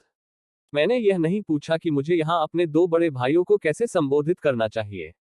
हाँ, हम इतनी देर से चैट कर रहे हैं और हमने अपना परिचय नहीं दिया है। मैं काई योंग हूँ, उपनाम फैटी। आप मुझे फैटी कह सकते हैं। फैटी ने मुस्कुराते हुए कहा जिससे उसकी आंखें झुक गईं। मेरा उपनाम चेन है, जिसका नाम जू हाई है। मैं उसी संप्रदाय में फैटी के साथी शिष्य हूँ। थोड़ा दुबले पतले युवक ने फिर कहा, जहां तक मेरी बात है, हे। मुस्कुराते हुए उसकी आंखें सिकुड़ गईं। उसकी नजर उन 2 युवकों पर टिकी जहां उसने फिर कहा, मुझे फैंग जियू कहा जाता है और आप मुझे बस लिटिल नाइन कह सकते हैं। हाँ, मैंने कभी नहीं सोचा था कि तुम लोग इस तरह इधर उधर बैठे रहोगे। तुम सब लोग इतने इत्मीनान से बातें कर रहे हो, क्या हम? एक भयावह आवाज उनके कानों तक पहुंची जिससे फैटी और चेन जू हाई हवा में उछलने से डर गए। धिक्कार है ली, यह तुम फिर से हो। उन दोनों के चेहरों पर गुस्से के अलावा चिंता का भाव भी था। फैंग जियू ने मुड़कर देखा और देखा कि वहां 4 पुरुष और एक महिला थी। वे सभी समान रूप से विशेष रूप से बने सफेद वस्त्र पहने हुए थे। उनमें से पुरुष नेता लगभग 20 वर्ष का लग रहा था और उसकी शक्तियां ग्रैंड स्पिरिट मास्टर के दूसरे चरण के कल्टीवेटर के स्तर तक पहुंच गई थी। जहां तक उसके पीछे के अन्य 3 लोगों की बात है, उनकी शक्तियां भी स्पिरिट मास्टर के चरम स्तर पर थी। उनकी शक्तियों और फैटी और चेन जू हाई की शक्तियों के बीच असमानता देखने में स्पष्ट थी। इसमें कोई आश्चर्य नहीं कि लोगों के इस समूह को देखकर वे दोनों इतने घबरा जाएंगे। जब नेता ने उन तीनों की ओर देखा तो उसकी लंबी और झुकी हुई आंखें दुष्टता से संकुचित हो गईं। उसकी नजर लाल कपड़े पहने फैंग जियू पर पड़ी और यह देखकर कि वह गंदा लग रहा था, उसके चेहरे पर काला और हरा मलहम लगा हुआ था, वह हैरान हो गया कि यह युवक किस संप्रदाय से हो सकता है। लेकिन चूंकि वह उतना शक्तिशाली नहीं लग रहा था, इसलिए उसने युवाओं पर कोई ध्यान न देने का फैसला किया। मैंने सोचा नहीं था कि हम इतनी जल्दी दोबारा मिलेंगे। उस आदमी ने अपनी बाहें अपनी छाती पर रखकर कहा, उसकी निगाहें फैटी और चेंजू हाई पर घूर रही थी। यह देखकर कि उनके चेहरे थोड़े पीले हो गए थे और उनकी आंखों में भय छिपा हुआ था, वह अत्यधिक भयावह मुस्कान दिखाने से खुद को नहीं रोक सका। लगता है तुम्हें एहसास हो गया है कि इस बार तुम बच नहीं पाओगे। वैसे भी यह सच है, एक आध्यात्मिक गुरु के चरम स्तर पर तुम दोनों की शक्तियों के साथ हमारे लिए बराबरी की उम्मीद कैसे की जा सकती है। यदि आप हमें यहाँ जाने देते हैं तो हम आपको वह सब कुछ दे सकते हैं जो हमारे पास है, और हम गारंटी देते हैं कि हम इस बारे में किसी से एक शब्द भी नहीं कहेंगे। चेन जुहाई ने जबरदस्ती शांत होकर कहा। हा हा हा। उनमें से कुछ ने हंसी में अपना सिर पीछे फेंक दिया और उनमें से एक कामुक आकृति वाली लड़की ने उन दोनों युवकों की ओर देखकर कहा, हमने तुम्हें मार डाला है, तुम्हारे शरीर पर सब कुछ अभी भी हमारा होगा और इसके अलावा केवल मृत पुरुषों के पास कोई कहानी नहीं होती है। मम्मा, यह सच है, यह सच है। फिर नेता ने महिला को अपने आलिंगन में लेने के लिए अपना हाथ बढ़ाया और उन दो पुरुषों को घूरकर देखा जिनके चेहरे बदसूरत हो गए थे। उसके कहने से पहले उसकी आंखों में गहरी चमक आ गई, लेकिन मैं अभी भी तुम लोगों को एक रास्ता दे सकता हूँ। उसकी आवाज एक क्षण के लिए रुक गई जब उसने देखा कि दो युवक आशा भरी निगाहों से उसकी ओर देख रहे हैं। फिर वह बुरी तरह से मुस्कुराया और उसने कहा, यदि आप में से एक दूसरे को मारता है तो मैं जीवित बचे व्यक्ति को जाने दे सकता हूं और अब उसका पीछा नहीं करूंगा। आप इसके बारे में क्या सोचते हैं? जब बगल में मौजूद फैंग जियू ने यह सुना तो उसकी भौहें थोड़ी ऊपर उठी और उसकी नजर फैटी और चेन हाई की ओर देखने से पहले क्षण भर के लिए दुर्भावनापूर्ण आकृति पर चली गई। वो स्वयं यह जानने को उत्सुक थी कि ऐसी परिस्थिति में वे दोनों कैसे चुनाव करेंगे। हमारे बीच दरार पैदा करने के बारे में सोचना भी मत। हम तुम्हें अपने मन की बात नहीं करने देंगे। फैटी गुस्से से दहाड़ा, उसकी कसकर भींची हुई मुठियां उसके शरीर के भीतर से आध्यात्मिक ऊर्जा के साथ उभर रही थी। भले ही वह स्पष्ट रूप से जानता था कि वह नहीं जीतेगा, फिर भी वह लड़ाई लड़ेगा। हालांकि दुर्भावनापूर्ण व्यक्ति के शब्दों ने चेन हाई के दिल में हलचल मचा दी थी। शायद वह जानता था कि वह मरने के लिए अभिशप्त था, इसलिए उसने अपना हाथ अपने कूल्हे तक सरका लिया और अपने दिल की गहराई में खुद से संघर्ष कर रहा था। उसने ली नाम के व्यक्ति की ओर देखा और उसकी आंखें ली की उत्साहवर्धक आंखों से मिली। फिर उसने अपने जबड़े भींच लिए और दांत भींचकर जोर से चिल्लाया, फैटी, मैंने तुम्हें निराश कर दिया है। उसी क्षण जब आवाज सुनाई दी, उसने अपने कूल्हे पर खंजर निकाला और उसे सीधे फैटी की पीठ की ओर जोर से मारा, जो फैंग जियू से कुछ कहने के लिए मुड़ा था। अरे! फैटी के मुंह से आश्चर्य भरी चीख निकल गई। फैंग जियू ने उसे खींच लिया और आगे बढ़ते ही उसके पूरे शरीर का संतुलन बिगड़ गया और वह जमीन पर गिर गया। उस दृश्य ने न केवल फैटी को स्तब्ध कर दिया था, बल्कि वह अवाक रह गया था। यहां तक चेन हाई भी, जिसने अपना खंजर बाहर निकाला था, भी स्तब्ध रह गया था। उसने अपने सामने लाल कपड़े पहने फैंग जियू को हैरानी से देखा और उसके होंठ खड़े हो गए। उसने अपने दांत पीस लिए और अपने खंजर को लहराते हुए वह एक बार फिर आगे बढ़ा और फैटी पर वार करने लगा, जो जमीन पर गिर गया था। यह देखकर फैंग जियू ने अपनी भौहें ऊपर उठाई और अपने मुंह का एक कोना सिकोड़ते हुए कहा, भले ही तुमने फैटी को मार डाला, वे तुम्हें नहीं छोड़ेंगे। तब तक फैटी को होश आ गया था। अपने साथी को खंजर पकड़कर अपनी ओर बढ़ाते हुए देखकर उसके चेहरे पर दुख और निराशा के भाव थे। आह हाय, आप ऐसा कैसे कर सकते हैं? हालांकि वह गुस्से में था और जमीन पर बैठा था, फिर भी उसने लात मारते हुए अपना एक पैर ऊपर उठाया। उस किक का पैर आध्यात्मिक शक्ति से प्रेरित था, जिसने चेन हाई को कुछ कदम पीछे धकेल दिया। फैटी को मारने में लगातार 2 बार असफल होने के बाद चेन हाई का अपमान गुस्से में बदल गया और उसने फैंग जियू को घूरना शुरू कर दिया। ऐसा प्रतीत होता है कि वह अपना होश खो बैठा है। वह जोर से दहाड़ता हुआ सीधे फैंग जियू की ओर लपका, जो वहां अपनी छाती पर हाथ मोड़कर खड़ा था, जैसे उसे इससे कोई सरोकार न हो। यह सब तुम्हारी गलती है। मैं तुम्हें मार डालूंगा। दूसरी तरफ मौजूद कई लोगों के हाव भाव ऐसे थे जैसे कोई शानदार शो देखने का इंतजार कर रहे हो, और जब फैटी ने चेन हाई को उछलते हुए देखा तो वह बहुत चौंक गया और वह तेजी से अपने पैरों पर खड़ा होकर चिल्लाने लगा, है इसे रोको। वह छोटा फैंग जियू एक नौसिखिया है जिसने अभी शुरुआत की है। वह संभवतः हाई जैसे सर्वोच्च स्तर के स्पिरिट मास्टर का मुकाबला कैसे कर सकता है। इसके बारे में सोचते हुए वह उसे रोकने के लिए आगे कूदने की सोच ही रहा था कि तभी जो दृश्य सामने आया उसने उसे इतनी बुरी तरह झकझोर दिया कि उसका जबड़ा लगभग जमीन पर गिर गया। फैंग जियू ने भौहें ऊपर उठाई और एक अस्पष्ट मुस्कान के साथ चेन हाई की ओर देखा, जो अपमान से क्रोध की ओर बढ़ गया था। आत्मिक शक्ति से लिपटे खंजर को सीधे अपनी ओर आते देखकर वह उससे बिल्कुल भी नहीं हटी और न ही उसे टाला, बल्कि वहीं खड़ी रही। जैसे ही खंजर बुरी तरह से नीचे की ओर गिर रहा था, उसे प्रतिद्वंद्वी की बांह को पकड़ने और उसे नीचे की ओर खींचने के लिए केवल हल्के से हाथ उठाते हुए देखा गया। क्रैक, अर्ररेग, एक हौंफने के बाद दर्द भरी चीख हवा को चीरती हुई वहां मौजूद लोगों के कानों तक पहुंच गई। हड्डी टूटने की वह तेज दरार और चेहरे पर पीड़ा के भाव के साथ अपने शरीर को एक तरफ झुकाकर पंजों के बल खड़े चेन जू हाई को देखकर हर कोई सदमे और आश्चर्य से लाल कपड़े पहने युवक की ओर देखने लगा। जब उनकी आंखें ऐसी अंतर्निहित सिहरन पैदा कर देने वाली हत्या से भरी उस बेहद बेपरवाह नजर से मिली, तो उनके दिलों में दहशत फैल गई, जैसे दिल को छेदने वाली बर्फ उनके पैरों के नीचे से उनके दिलों तक उछल रही थी, जिससे उनके शरीर में कपकपी दौड़ गई। तुम मुझे क्यों मारना चाहोगे? फैंग जियू के बेपरवाह स्वर और शब्दों में ठंडक घुल गई थी, क्योंकि उसकी आधी संकुचित स्पष्ट निगाह उस युवक के चेहरे पर पड़ी जो दर्द से विकृत हो गया था। हालांकि मैं एक नौसिखिया हूं जिसने अभी शुरुआत की है, लेकिन मुझे मारने की इच्छा करना अभी भी इतना आसान काम नहीं होगा, तुम्हें पता है। नौसिखिया। जब वे धीरे धीरे पीछे की ओर कदम बढ़ा रहे थे, तो किनारे पर खड़े लोगों के होंठ कठोर हो गए। उनकी आंखें लाल कपड़े पहने युवाओं को सावधानी से देख रही थी और मन ही मन सोच रही थी, नौसिखिया सिर्फ एक हाथ से चरम स्तर के स्पिरिट मास्टर को पकड़ने में सक्षम है। आप मजाक कर रहे होंगे, अगर वो नौसिखिया होता तो वे जल्द ही अपनी गर्दन काट लेते। ओह ओह, चेन जू हाई असहनीय दर्द से कराह रही थी। वो स्वतंत्र रूप से संघर्ष करना चाहता था, लेकिन उसने पाया कि वह उस युवक की पकड़ से बाहर निकलने में असमर्थ था जो उसके हाथ पर था, इस हद तक कि जैसे ही वह हिलता, उसकी बांह की हड्डी और भी उखड़ जाती, जिससे वह ठंडे पसीने में और भी बाहर निकलने लगता। उस पल उसे अचानक कुछ ऐसा एहसास हुआ जिसे उन्होंने इतने समय तक नजरअंदाज कर दिया था। युवक इतने लंबे समय तक उनका लगातार पीछा करने में सक्षम था, वह संभवतः नौसिखिया कैसे हो सकता है? यह बहुत अच्छी तरह से हो सकता है कि उसकी शक्तियां उनसे कहीं अधिक थी। यह सही है, ऐसा ही होना चाहिए, अन्यथा वे उसकी साधना के स्तर को समझने में असमर्थ क्यों थे? उस क्षण उसे अपने किए पर बहुत पछतावा हुआ। हो सकता है अगर उन्होंने ऐसा नहीं किया होता, तो युवा सबसे नाजुक मोड़ पर उनकी मदद कर सकते थे। लेकिन अब, छोटी जियू, मुझे अपनी गलती का एहसास हो गया है। क्या आप मुझे इस बार छोड़ सकते हैं? मैं उलझन में था और यह सिर्फ निर्णय लेने में एक क्षणिक चूक थी, क्या आप मुझे माफ कर सकते हैं? उसने अपनी बांह में चुभने वाले दर्द को सहते हुए तुरंत गिड़गिड़ाया और फिर उतने ही हैरान फैटी की ओर मुड़ा। फैटी, फैटी, मेरा वास्तव में यह मतलब नहीं था। मैं पहले ही भ्रमित हो गया था। फैटी, दया की भीख मांगने में मेरी मदद करोगे? फैटी ने खुद को शांत करने के लिए गहरी सांस ली और वह बोलने ही वाला था कि तभी उसे फैंग जियू की ठंडी आवाज सुनाई दी।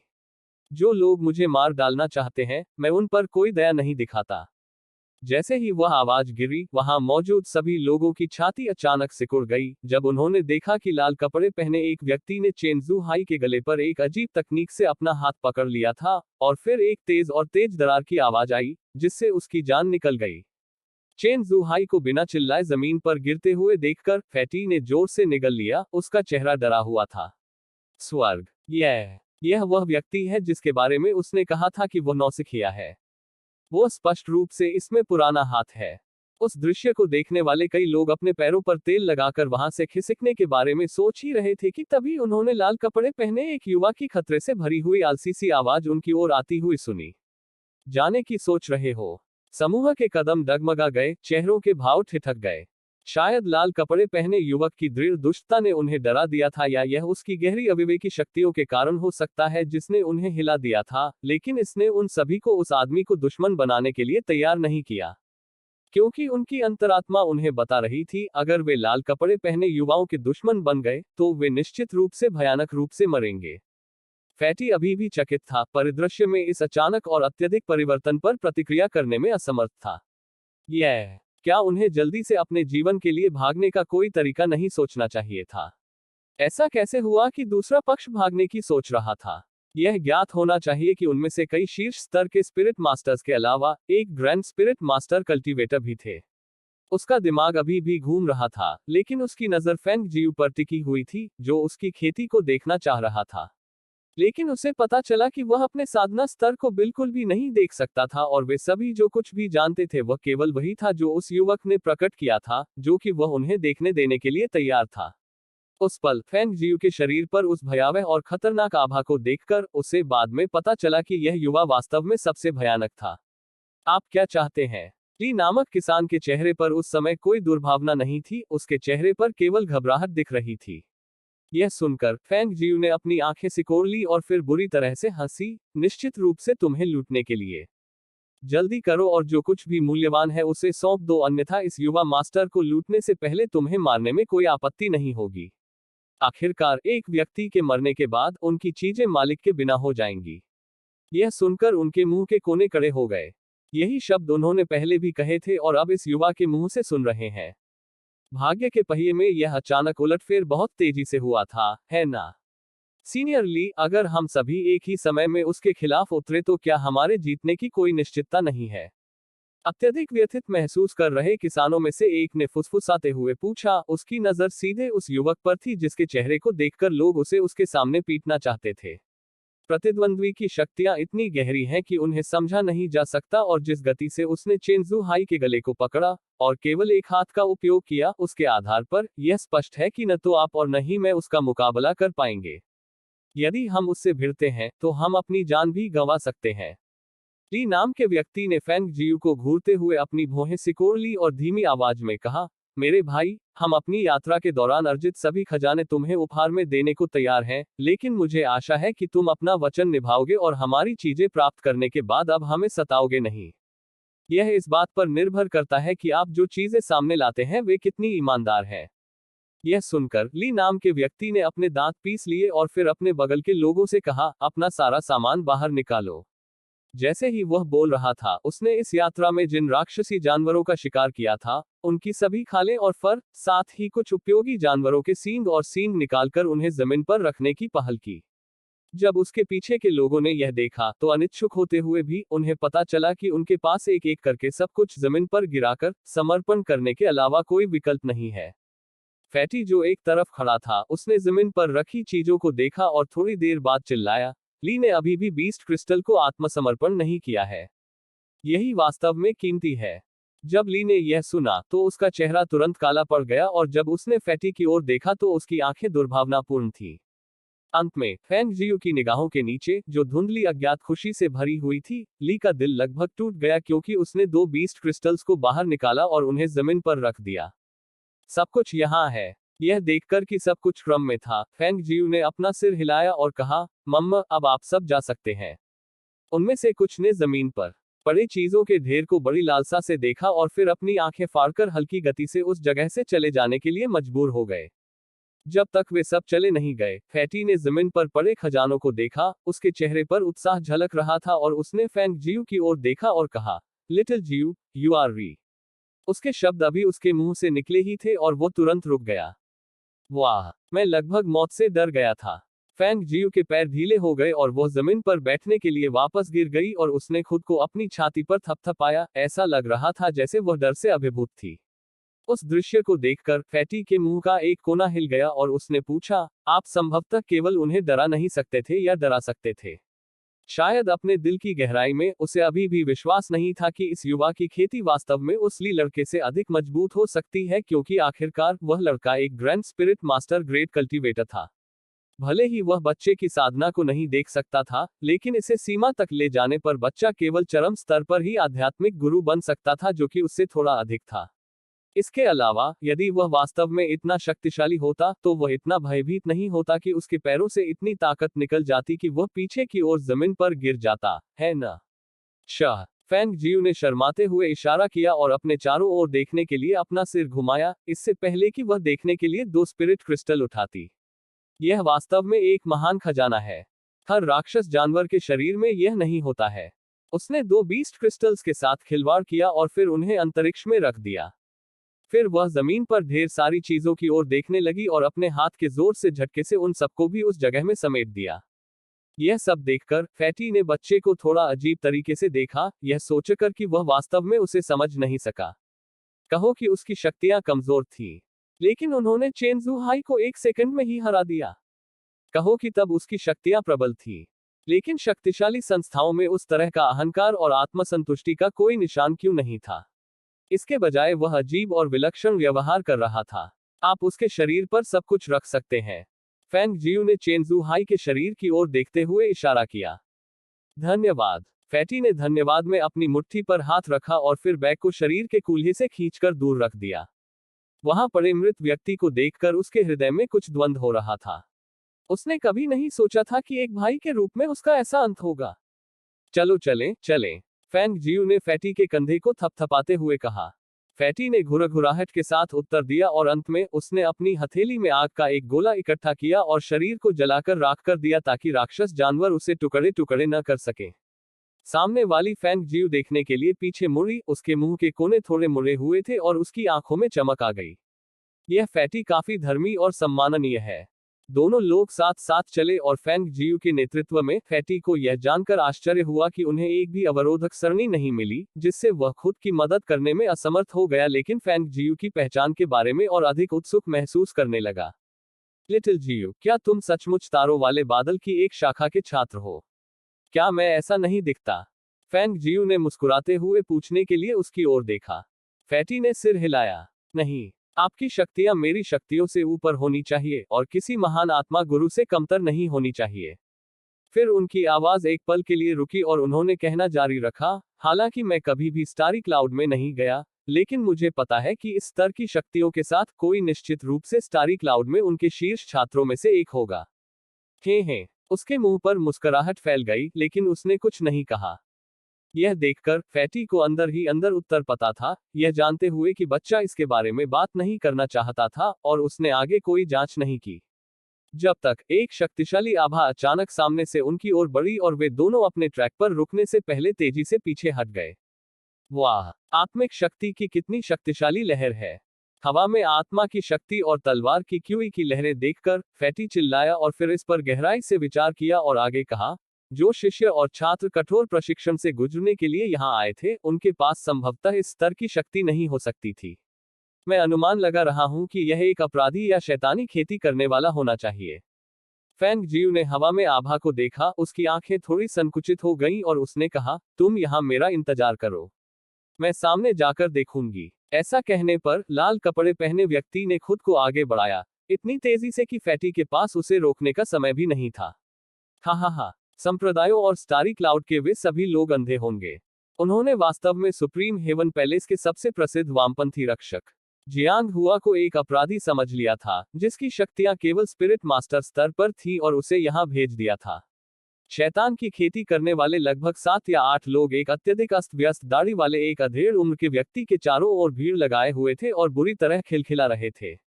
लेकिन वे भी सही हैं। आज का जियांग हुआ पहले से ही एक अपंग से अलग नहीं है, अन्यथा हम संभवतः आपसे यहां नहीं मिल पाते। हा। छाया के भीतर शैतान कृषक के शब्दों को सुनकर फेंग जियू की आंखों में एक चमक उठी। Supreme heaven palace, left protector. फिर उसकी नजर अधेड़ उम्र के आदमी की आकृति पर पड़ी। यह देखकर कि उसके कपड़े फटे हुए थे, उसके बाल उलझे हुए थे, और उसकी दाढ़ी इतनी गंदी और उलझी हुई थी कि वह किसी आवारा से अलग नहीं थी, उसने फिर उसकी शक्तियों की जांच की, यह पता लगाने के लिए कि उसकी साधना वास्तव में केवल आध्यात्मिक गुरु स्तर पर थी। लेकिन शैतान की खेती करने वालों की बातें सुनकर ऐसा लगा कि उसकी शक्तियां मूल रूप से इतनी ही नहीं थी। सर्वोच्च स्वर्ग महल। वास्तव में उम्मीद नहीं की थी कि कोई इस तरह की जगह पर सुप्रीम हेवन पैलेस से किसी का सामना कर पाएगा। 7 या 8 शैतानी खेती करने वालों में से 3 पहले से ही ग्रैंड स्पिरिट मास्टर के दूसरे स्तर पर थे। फेंग जियू काफी उत्सुक था कि क्या जियांग हुआ इससे बच पाएगा। और ठीक उसी समय शैतान की खेती करने वालों का नेता तेजी से चिल्लाया और अन्य लोगों ने तुरंत बीच में जियांग हुआ पर हमला करने के लिए छलांग लगा दी। उनके हाथों में तेज तलवार की धारें मजबूत आध्यात्मिक शक्ति की आभा बिखेर रही थी, जिससे आसपास की हवा भर गई। तलवार की क्यूई झपट्टा मारती हुई अतीत की ओर चली गई, जिससे जमीन में गहरे तक कटे हुए निशान रह गए। फेंग जियू देखने के लिए पीछे एक पेड़ पर बैठ गया और पाया कि जियांग हुआ का कौशल दृढ़ और ठोस था। हालांकि उसकी साधना केवल एक आध्यात्मिक गुरु की थी, लेकिन वह उन शैतानी साधकों से निपटने में थोड़ा सा भी अक्षम था। उनके वार खतरनाक और अत्यधिक सटीक थे, ऐसा प्रतीत होता था कि वे 3 ही झटके में उनके ही स्तर के शैतान कृषक की जान लेने में सक्षम थे।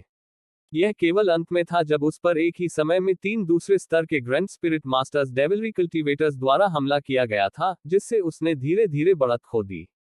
ओह! प्रतिद्वंद्वी की तलवार से उसका हाथ कट गया और खून बहकर उसकी आस्तीन में समा गया। उसके हाथ में तलवार नहीं थी और वह ग्रैंड स्पिरिट मास्टर डेविलरी कल्टीवेटर के हमलों का सामना करने में असमर्थ था, लेकिन उसे कदम दर कदम पीछे धकेला जाता रहा, जब तक कि वह जमीन से तलवार उठाने में कामयाब नहीं हो जाता, इससे पहले कि वह उन्हें रोक पाता। लेकिन तथ्य यह था कि उसकी शक्तियों का स्तर देखने में स्पष्ट था, और यह 3 के मुकाबले 1 था। एक लंबी लड़ाई का मतलब केवल निश्चित हार होगी। जियांग हुआ को एक पल अपनी बाईं ओर और अगले ही पल अपनी दाहिनी ओर एक वार करते देख फैंग जियू की आंखें चमक उठी और वह सोच में पड़ गई। चूंकि वह सर्वोच्च स्वर्ग महल के लोगों से परिचित नहीं थी, इसलिए वह नहीं जानती थी कि वे किस तरह के लोग थे। क्या वे वास्तव में घृणित खलनायक थे जो हर कल्पनीय बुराई को अंजाम देंगे? हालांकि उसके मन को फिर वे शब्द याद आए जो उसके गुरु ने उससे पहले कहे थे, और उसने मन ही मन हल्की सी आह भरी। 3 शैतानी खेती करने वालों को बीच में जियांग हुआ पर सीधे हमला करते हुए देखकर फैंग जियू की उंगलियां फड़फड़ाने लगी और आंतरिक ताकत से भरी 3 चांदी की सुइयां उसकी उंगलियों के बीच से एक झटके के साथ बाहर निकल गईं। ठीक है। तीनों व्यक्ति घुरघुराने लगे और उनके शरीर तुरंत अकड़ गए, वे ऊंची उठाई हुई तलवारों को काटने में असमर्थ हो गए। वे अपने शरीर में एक सुन्नता और पीड़ादायक अनुभूति महसूस कर सकते थे, जिससे वे कोई भी ताकत लगाने में असमर्थ हो गए, जहां उनके हाथों में पकड़ी गई तलवारें अगले ही पल जमीन पर गिर गईं।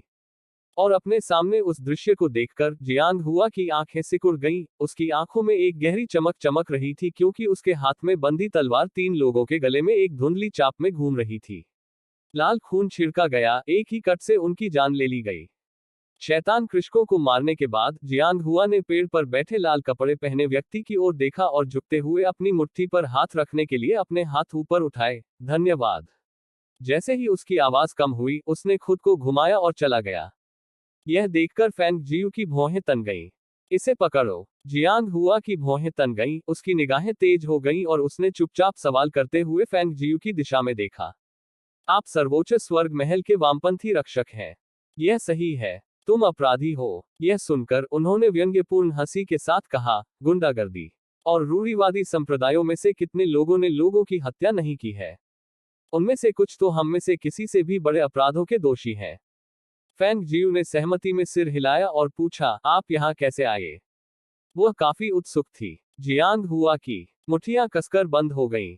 इसका आपसे क्या लेना देना है? कम से कम मैंने तुम्हारी जान बचाई। फैंग जियू ने आलसे से अपनी बाहों को अपनी छाती पर रखते हुए कहा। जियांग हुआ जवाब देने से पहले कुछ देर तक चुप रहा, सिर्फ एक फाउंडेशन बिल्डिंग इलिक्सिर के लिए, और मुझे धोखा दिया गया। हे, मैंने कभी नहीं सोचा था कि तुम इतनी भी देखने लायक हो। फाउंडेशन बिल्डिंग अमृत वास्तव में एक चमत्कारिक अमृत था जिसे सोने के पहाड़ से प्राप्त करना कठिन था। एक ग्रैंड स्पिरिट मास्टर के लिए फाउंडेशन कल्टीवेटर में आगे बढ़ने के लिए फाउंडेशन बिल्डिंग एलिक्सिर आवश्यक था। जियांग हुआ का चेहरा काला पड़ गया था क्योंकि उसने जाने के लिए आगे बढ़ने से पहले फैंग जियू पर एक नजर डाली थी। और इस बार फैंग जियू ने उसे रोकने के लिए आवाज नहीं दी, बल्कि बस उसे आगे बढ़ते हुए देखा, जहां थोड़ी देर बाद वह जंगल में गायब हो गया। छोटी जियू, चूंकि वह वहां काफी देर तक इंतजार कर चुका था और अब उसे कोई हलचल सुनाई नहीं दे रही थी, इसलिए फैटी ने अंदर आकर देखने का फैसला किया। जब उसने शैतान किसानों के शवों को जमीन पर पड़ा देखा, तो वह चौंक गया और उसने पूछा, तुमने उन्हें मार डाला? नहीं, उन्हें मारने वाला व्यक्ति चला गया है। फैंग जियू ने कंधे उचकाते हुए कहा। यह देखकर कि शैतान की खेती करने वालों में से एक का लबादा फूला हुआ लग रहा था, वह मदद नहीं कर सकी और देखने के लिए ऊपर चली गई। उसने पाया कि उसके लिबादे के भीतर छिपी हुई चीज कुछ और नहीं, बल्कि एक अंडा था जो मुट्ठी से थोड़ा बड़ा था। यह किस प्रकार का अंडा है? इस पर रून्स भी हैं। उसने गौर से देखा, लेकिन उन्हें उनके बारे में कुछ समझ नहीं आया। फैटी ने देखने के लिए उससे इसे ले लिया और फिर कहा, यह एक राक्षस जानवर का अंडा है। वास्तव में एक राक्षस जानवर का अंडा क्यों होगा? और उसी क्षण एक सरसराहट की आवाज सुनाई दी। दोनों लोग अपने चारों ओर देखने के लिए मुड़े और जब उनकी नजर उस विशाल अजगर पर पड़ी जो लगभग 6 मीटर लंबा था, तो फैंग जियू का चेहरा भी स्तब्ध और सावधान हो गया। अर्ग, वह 7वीं कक्षा का विशाल अजगर है। जल्दी करो, भागो। जैसे ही उसकी आवाज गिरी, उसने अपने पैर उठाए और दौड़ पड़ी। लेकिन वह 20 मीटर से अधिक दूर भाग चुकी थी जब उसने देखा कि फैटी अभी भी अंडा लेकर वहीं खड़ा है और वो चिल्लाई, फैटी, जल्दी, जल्दी करो और भागो। मैं हिल नहीं सकता। सिसकियों से भरी उसकी आवाज सुनकर फेंग जियू ने देखा कि वह पूरी तरह से कांप रहा था। उसके पैर इतनी बुरी तरह से कांप रहे थे, वह बस उस विशाल सांप को आगे की ओर रेंगते हुए देखने के लिए वहां खड़ा था। धत तेरी की, फेंग जियू ने धीमी आवाज में शाप दिया। उसने सोचा था कि उस आदमी में दम है। कौन जानता था कि वह 7वीं कक्षा के विशाल अजगर को देखकर आतंक से इतना अभिभूत हो जाएगा कि बेकाबू होकर कांपने लगेगा और उससे दूर भागने में भी असमर्थ हो जाएगा। अजगर को अपने जबड़े फैलाते हुए और उसकी ओर लपकते हुए देखकर फेंग जियू ने अपने दांत पीस लिए और अपने भीतर की रहस्यमय शक्तियों को आगे छलांग लगाने के लिए बुलाया और दौड़ते समय उसे अपने साथ खींच लिया। थिसिस। हालांकि आखिरकार वह 7वीं कक्षा का विशाल पायथन था और उसकी गति गोल्डन कोर चरण में एक कल्टीवेटर के बराबर थी। अगर यह केवल फेंग जियू के लिए ही होता तो ठीक होता, लेकिन उसे अपने पीछे एक फैटी को खींचना पड़ता, जिससे उसकी गति बहुत धीमी हो जाती। यह जोर पकड़ रहा है। फैटी आतंक के मारे चिल्लाने लगा। जब भी वह अजगर आगे छलांग लगाने के लिए खुद को लपेटता था तो उसके बड़े खुले जबड़े सीधे उस पर झपटते थे। हर एक छलांग में वह थोड़ा थोड़ा चूक जाता था, उसे इतनी बुरी तरह डरा देता था कि उसका शरीर शिथिल हो जाता था, उससे ठंडा पसीना निकलने लगता था। यदि फेंग जियू ने दौड़ते समय उसका कॉलर नहीं पकड़ा होता और उसे अपने साथ नहीं खींचा होता, तो वह पहले से ही विशाल अजगर का निवाला बन सकता था। टकरा जाना। बम बम। थिसिस। सांप का शरीर जमीन से टकराया, जिससे तेज आवाजें आने लगी और जमीन हिलने डुलने लगी। 7वीं कक्षा के राक्षस जानवर की दमनकारी आभा पूरी तरह से मुक्त हो गई थी और पास के निचले दर्जे के राक्षस जानवर तितर बितर होकर भाग रहे थे। जोरदार हंगामा सुनकर विभिन्न संप्रदायों के कुछ शिष्यों और स्टाररी क्लाउड के छात्रों के चेहरे का रंग तुरंत बदल गया।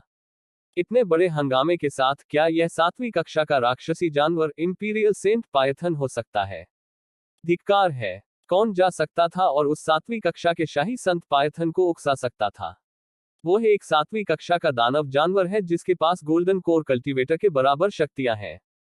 क्या वे मौत को दावत नहीं दे रहे हैं? जिन लोगों ने हंगामा सुना वे सभी दूर रहने की कोशिश करने लगे, इस डर से कि कहीं उनकी मुलाकात 7वीं कक्षा के इंपीरियल सेंट पायथन से न हो जाए। और दूसरी तरफ फेंग जियू और फैटी, जिनका इंपीरियल सेंट पायथन द्वारा पीछा किया जा रहा था, काफी बुरी स्थिति में थे।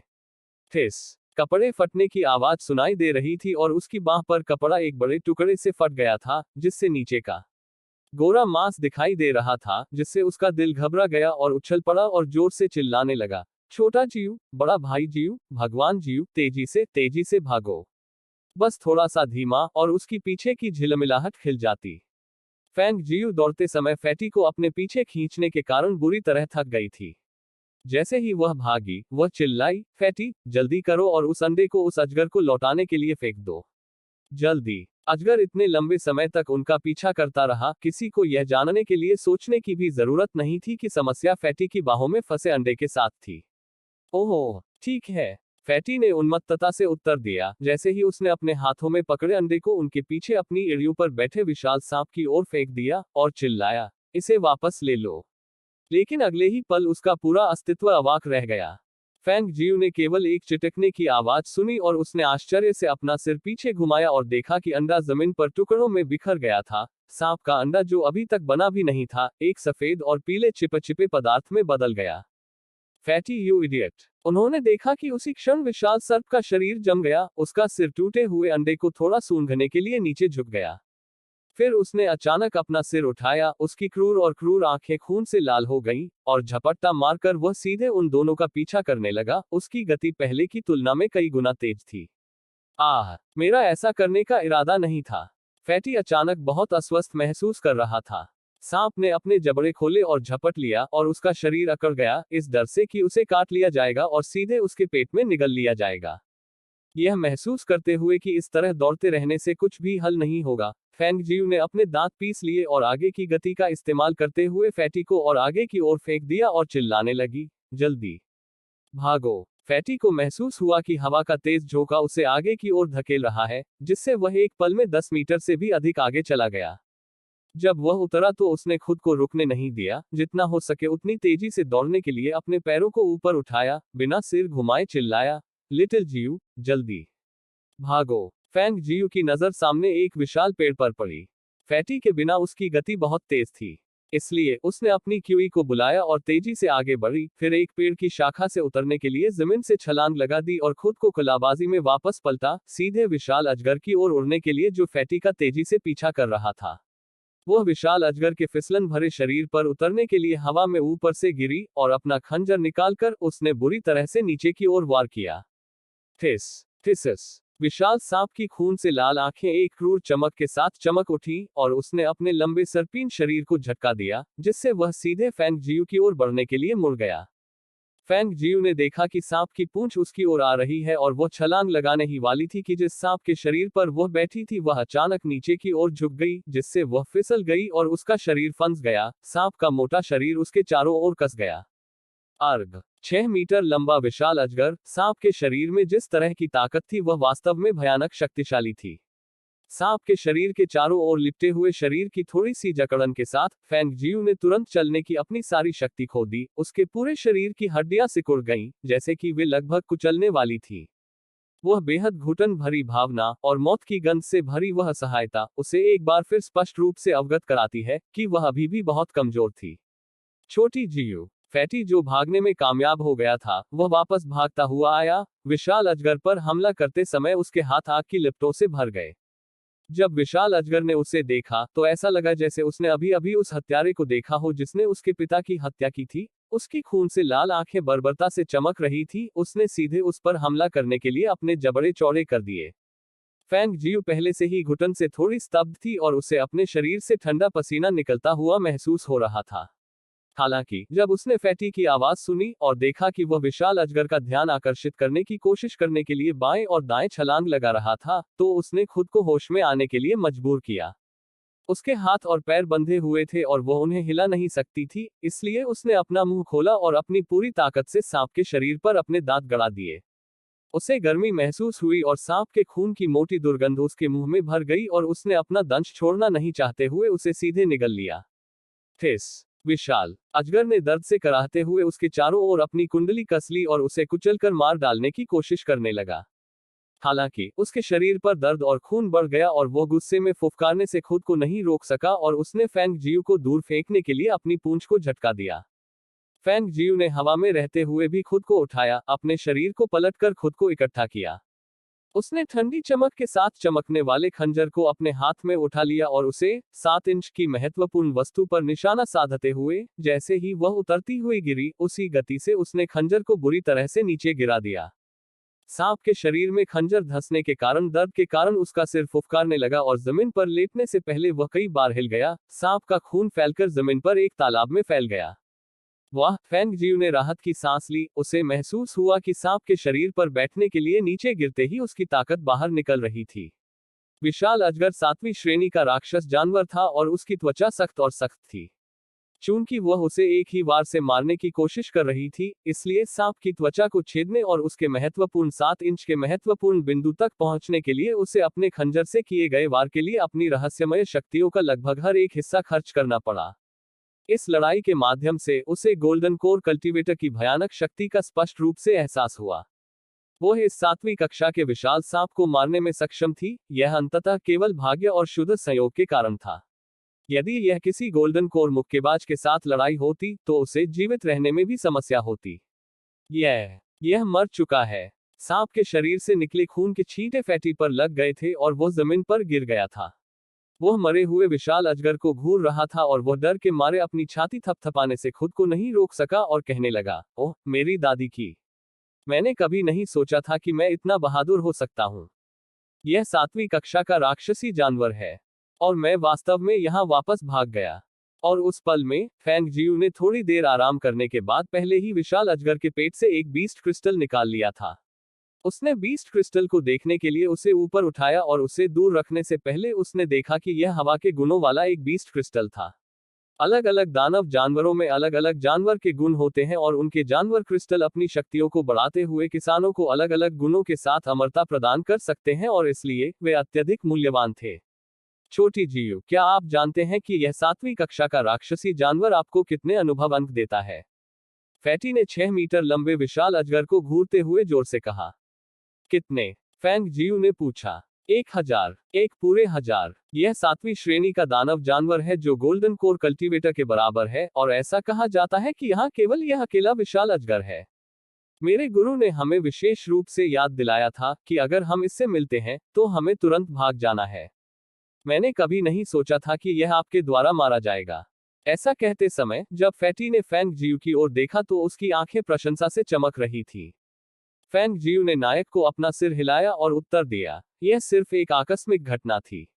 मैं इससे लगभग कुचल कर मर गया था। आइए इस विशाल अजगर को बाहर निकालें। यह 7वीं श्रेणी के राक्षस जानवर का मांस है और यह किसानों के लिए अत्यधिक पौष्टिक है। इसके अलावा जब हम इसे बेचते हैं तो अजगर की खाल की अच्छी कीमत मिलेगी, क्योंकि ऐसा कहा जाता है कि इसका उपयोग कलाकृतियों को बनाने में किया जा सकता है। माम, फैंग जियू ने थोड़ा सिर हिलाया। विशाल अजगर ने पहले इतना बड़ा हंगामा मचाया था और ऐसा माना जाता है कि आसपास के सभी किसानों को उसकी उपस्थिति के बारे में पता होगा। अब सबसे अच्छी बात यह होगी कि विशाल अजगर को छिपा दिया जाए और जल्दी से वह जगह छोड़ दी जाए, या अगर उन्हें उन लोगों का ध्यान आकर्षित करना था और वे लालची हो गए तो उसे एक और भयानक लड़ाई में शामिल होना होगा। इसलिए जब फैंग जियू ने विशाल अजगर को दूर अंतरिक्ष में रखा तो उसने अपने खून से सने लाल कपड़ों को देखा और उसकी भौहें तन गईं। मैं यहाँ पास में एक जल स्रोत के बारे में जानता हूँ। आओ, मैं तुम्हें वहां ले आता हूँ जहाँ तुम स्नान कर सकते हो। अपने बड़े हाथ के एक स्कूप के साथ वह भाईचारे के शानदार प्रदर्शन में फैंग जियू के कंधे पर अपना हाथ रखने के लिए आगे बढ़ा, लेकिन जब उसने फैंग जियू की नजर देखी जो सीधे उसके हाथ की ओर देख रही थी, तो फैटी ने शर्म से उसे वापस खींच लिया। फिर मैं आगे बढ़कर रास्ता दिखाऊंगा।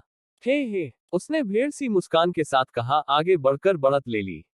और जब फैंग जियू ने विशाल अजगर द्वारा फाड़े गए पैंट के पैर को देखा, जिससे नीचे का गोरा और वसायुक्त मांस दिखाई दे रहा था, तो उसने तुरंत अपनी आंखें झुका ली और उसके मुंह का एक कोना हिल गया, जबकि उसने मन ही मन सोचा, किसी भी सौंदर्य शास्त्र की बात करने के लिए बिल्कुल भी कोई मतलब नहीं है। अपने मन में उसने अचानक नर्क के भगवान के तंग और व्यापक रूप से चौड़े कंधों के साथ साथ उसके गर्म और सेक्सी गड़े हुए शरीर के बारे में सोचा। इसके बारे में सोचते सोचते ही उसके कान जलने लगे और उसने मन ही मन धिक्कारा, मैं उसके बारे में सोच भी क्यों रही हूँ। और उस समय वह नहीं जानती थी कि जब से वो चुपके से चली गई है, नर्क का भगवान ऐसा व्यवहार कर रहा है जैसे वो प्रेम रोग से पीड़ित है। उसका मन अक्सर अत्यधिक विचलित हो जाता है। कभी कभी अपने अधीनस्थों की रिपोर्ट सुनते समय उसका मन भटक जाता था और अचानक अजीब सी मुस्कुराहट फूट पड़ती थी, जिससे शेडो वन और ग्रे वुल्फ बेहद चिंतित रहते थे। सेमीकोलन। कठोर प्रशिक्षण 1 में फैटी फैंग जियू को जल स्रोत वाले स्थान पर ले गया, जो वास्तव में झाड़ियों के झुरमुट के पीछे छिपी एक छोटी सी धारा थी। छोटी जियू, यह यहाँ है। हम बस यहाँ जल्दी से स्नान कर सकते हैं और अपने कपड़े बदल सकते हैं, फैटी ने कहा और अपने कपड़े उतारने लगा। यह देखकर फैंग जियू ने अपनी आंखें दूसरी ओर घुमा ली और कहा, तो फिर तुम्हें यही स्नान करना चाहिए। मैं धारा के ऊपर जा रहा हूँ। इतना कहने के तुरंत बाद वह धारा के विपरीत दिशा में चलने लगी। फैटी एक पल के लिए स्तब्ध रह गया और फिर उसने शिकायत की, तुम धारा के विपरीत जा रहे हो। क्या इसका मतलब यह नहीं होगा कि मैं उस पानी से खुद को धोऊंगा जिससे तुमने स्नान किया है? मैं स्नान नहीं कर रहा हूँ, बस अपना चेहरा धो रहा हूँ और अपने कपड़े बदल रहा हूँ, फैंग जियू ने उत्तर दिया और फिर अपना सिर एक बार फिर पीछे घुमाते हुए कहना जारी रखा, और तुम्हें मेरा अनुसरण नहीं करना है। ठीक है। हालांकि वह हैरान था, फिर भी उसने पीछा नहीं किया, बल्कि जल्दी से खुद को धोने के लिए छोटी धारा में वापस चला गया। आखिर ऐसी जगह सुरक्षित नहीं थी। फैंग जियू ने आसपास के क्षेत्र में किसी भी आभा की जांच की और देखा कि वहां कोई नहीं था। उसने फिर खून से सने लाल कपड़े उतार दिए और एक साफ सेट में बदल गई। इससे पहले कि वह अपना चेहरा धोने के लिए पानी लेने के लिए धारा में वापस आई, उस पर लगे मलहम को साफ किया ताकि उसकी मूल स्थिरता प्रकट हो सके। पानी की सतह जो इतनी साफ थी कि कोई भी धारा के तल को दर्पण के रूप में देख सकता था, का उपयोग करते हुए वह अद्वितीय सुंदरता के उस चेहरे का प्रतिबिंब देख सकती थी। बर्फ की सफेद त्वचा बिल्कुल साफ और एक मनमोहक चमक के साथ चमक रही थी। उस चेहरे पर जो निशान थे वे पूरी तरह से गायब हो गए थे और एक भी निशान नहीं बचा था, जिससे एक ऐसा निर्दोष चेहरा, इतना लुभावनी और अद्वितीय सुंदरता उभरकर सामने आई। प्रतिबिंब में मौजूद व्यक्ति ने फिर एक फीकी मुस्कान में अपना मुंह ऊपर कर लिया, एक मुस्कान जो 3 भागों में शैतानी रूप से आकर्षक और 7 भागों में इच्छापूर्ण थी। आंखों की स्पष्ट अंधेरे चमक की पूरी तरह से प्रशंसा करती थी, जिससे पूरा व्यक्ति एक असाधारण और विशिष्ट रूप से महान हवा का मालिक दिखता था। हालांकि सु रो यून ने अतीत में फैंग क्विंग जी जैसा चेहरा धारण किया था, लेकिन आखिरकार वह असली सौदा नहीं थी। भले ही उनकी शक्ल सूरत एक जैसी थी, उनका आचरण एक जैसा नहीं था। और फैंग जियू के लिए यह अलग था। उस चेहरे को धारण करने से लोगों को जरा भी असामंजस्य या मतभेद का एहसास नहीं हुआ, क्योंकि उसके पिछले जीवन में यह उसका मूल चेहरा था, एक ऐसा चेहरा जिससे वह अब परिचित नहीं हो सकती थी। साफ लाल कपड़े पहनने और अपना चेहरा धोने के बाद वह पूरी तरह से तरोताजा महसूस कर रही थी, और उसका मूड भी हल्का हो गया और अधिक प्रसन्न हो गया। उसने जगह से एक पानी की खाल निकाली और उसे भर रही थी, तभी उसने अपने पीछे से फैटी की आवाज सुनी। छोटी जियू, क्या तुम्हारा काम अभी तक पूरा हुआ? मेरा काम हो गया, उसने जवाब दिया। जैसे ही उसने पानी की खाल को वापस जगह में रख दिया और फिर खड़ी होकर मुड़कर फैटी की ओर देखने लगी और बोली, चलो चले। उस पल जब फैटी ने उससे कहा, तो वह अपनी आंखें चौड़ी करने से खुद को नहीं रोक सका, उसका चेहरा सदमे से ठिठक गया। आप लिटिल जियू हैं। ऐसा क्यों था कि सिर्फ कपड़े बदलने और अपना चेहरा धोने से ही वह एक बिल्कुल अलग व्यक्ति बन गया था?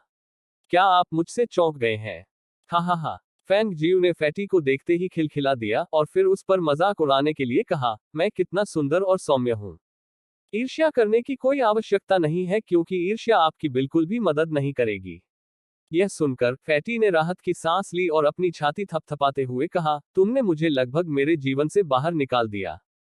मैंने सोचा था कि तुम एक लड़की हो। फैंग जियू धूर्तता से मुस्कुराए और अपने चेहरे को थोड़ा आत्ममुग्धता से महसूस किया। इससे पहले उसने कहा, मम्मा, बहुत से लोगों ने ऐसा कहा है जब उन्होंने मेरा यह चेहरा देखा। जैसे ही उसकी आवाज धीमी हुई, उसने मुड़कर फैटी की ओर देखा और एक पल गहराई से सोचने से पहले उसने पूछा, मेरे पास अब पर्याप्त अनुभव बिंदु है और जेड बैच को कुचलने के बाद मैं यहां से निकल सकती हूँ। आपके बारे में क्या? आप क्या करने का इरादा रखते हैं? आप यह जगह छोड़ने वाले हैं? मम्मा, मुझे अभी भी व्यवसाय की देखभाल करनी है और मैं यहाँ बहुत लंबे समय तक नहीं रह सकता। फैंग जियू ने सिर हिलाकर उत्तर दिया। यह सुनकर फैटी ने एक पल के लिए इसके बारे में सोचा और बहुत गंभीर चेहरे के साथ कहा, तो आपको पहले चले जाना चाहिए। मेरे पास अभी भी पर्याप्त अनुभव बिंदु नहीं है और हालांकि यह जगह खतरों से भरी है, मैं उन्हें हमेशा के लिए टाल नहीं सकता, अन्यथा यह अमरता की साधना में मेरी यात्रा पर निश्चित रूप से मेरे आंतरिक राक्षस बन जाएगा। मुझे यहाँ जाने से पहले इसे दूर करना होगा और पर्याप्त अनुभव अंक जमा करना होगा। यह सुनकर फैंग जियू ने उसे कंधे पर थपथपाया और कहा, तो फिर तुम ध्यान रखना और हम फिर मिल सकते हैं। मम, आप भी। फैटी मुस्कुराया और फिर बोला, लिटिल जियू, तुमसे मिलकर बहुत अच्छा लगा। इसे पकड़ो, हो सकता है कि तुम इसका उपयोग कर सको। वो फैटी को देखकर मुस्कुराई और दवा की एक बोतल उसकी ओर उछाल दी। यह क्या है? फैटी ने आश्चर्य से पूछा और जैसे ही उसने अंदर देखने के लिए इसे खोला, फैंग जियू ने पहले ही सफेद जेड बैच को कुचल दिया था और जब वह उसे बाहर ले आई तो जेड बैच से एक रोशनी उसके पूरे शरीर के चारों ओर घूम गई। उत्तेजना में दवा की बोतल पकड़ने के लिए फैटी को अकेला छोड़कर उसकी आंखें अविश्वास से चौड़ी हो गईं। वाह, यह तीसरी श्रेणी की दवा है। और उस पल, जैसे ही रोशनी फीकी पड़ गई, फैंग जियू ने खुद को भूमि के एक स्पष्ट विस्तार पर प्रकट होते हुए पाया। एक बार जब उसने खुद को मजबूती से खड़ा पाया, तो उसने देखा कि आसपास के इलाके से कई बुजुर्ग लोग उसके पास आ रहे थे, जो उसे मापते समय घूर रहे थे। आप किस संप्रदाय के अनुयायी हैं? 4 बुजुर्ग लोग क्रमशः 3 संप्रदायों और स्टाररी क्लाउड अकादमी से थे और जब उन्होंने देखा कि जेड बैज रखने वाला एक शिष्य अचानक एक बार में 1000 अनुभव अंक प्राप्त कर रहा था, तो उन्हें पता चला कि उस व्यक्ति को 7वीं कक्षा के विशाल अजगर का सामना करना पड़ा होगा। लेकिन कठोर प्रशिक्षण के लिए वहां भेजे गए शिष्यों की शक्तियां उस 7वीं कक्षा के विशाल अजगर का सामना करने के लिए पूरी तरह अपर्याप्त थी। तो उन्हें आश्चर्य हुआ कि उस विशाल अजगर को कौन मार सकता था। अपने दिलों में संदेह पालकर वे यहां इंतजार करने के लिए एकत्र हुए थे। अंत में जब उस व्यक्ति ने जेड बैच को कुचल दिया और उसे यहां से बाहर भेजा गया, तो उन्होंने उस स्थान पर पूरी तरह से अपरिचित युवक को प्रकट होते देखा। पहली बार युवा को देखकर सभी बुजुर्ग लोग मन ही मन उस युवा की प्रशंसा करने से खुद को नहीं रोक सके और मन ही मन सोचा, कितना उत्कृष्ट युवा लड़का है। एक दृढ़ इच्छाशक्ति और असाधारण आभा के साथ एक सहज राजसी आचरण वाला प्रतीत होता है और उसके चेहरे पर थोड़ा शैतानी रंग, बहुत ही सुंदर। ऐसा चरित्र बहुत कम देखने को मिलेगा, यहाँ तक उनके जैसे संप्रदायों और अकादमियों में भी। 4 बुजुर्गों को घूरते हुए और उसे घूरते हुए देखकर फैंग जियू मुस्कुराई और उसकी नजर थोड़ी बदल गई और उसने कहा, मैं बस गलती से वहां लड़खड़ा गई थी। यहाँ 3 संप्रदायों और स्टाररी क्लाउड अकादमी के शिक्षकों के साथ वह स्वाभाविक रूप से अब खुद को उनके लोगों में से एक के रूप में प्रदर्शित नहीं कर सकती है। अंदर लड़खड़ा गए। चारों बुजुर्गों की भौहें तन गईं और फिर स्पष्ट शब्दों में कहा, यह संभव नहीं है। न केवल कठोर प्रशिक्षण मैदानों की परिधि बाधाओं से निर्धारित की गई थी, बल्कि सीमा अवरोध भी थे। यह देखते हुए कि वह लड़का मात्र एक स्पिरिट मास्टर स्तर का कृषक था, वह गलती से उस स्थान पर कैसे पहुंच सकता था? यह असंभव क्यों है? क्या मैं अभी वहां से नहीं आया? फैंग जियू ने कहा, और फिर जाने के लिए अपने कदम खोले। हालांकि उसने अभी 2 कदम ही उठाए थे कि उसके चेहरे का रंग थोड़ा बदल गया और वो तुरंत ठंडे पसीने से तर हो गई। बुजुर्ग लोग वास्तव में उसे रोकना चाहते थे, लेकिन उन्होंने अचानक देखा कि लड़का अजीब प्रतिक्रिया दे रहा था। उन चारों ने आपस में नजरें मिलाईं और अंततः स्टाररी क्लाउड अकादमी के बुजुर्ग व्यक्ति ने पूछा, क्या आप ठीक हैं? उसके शरीर के भीतर उभर रही तीव्र आभा के कारण उसका चेहरा पीला और पीला पड़ रहा था।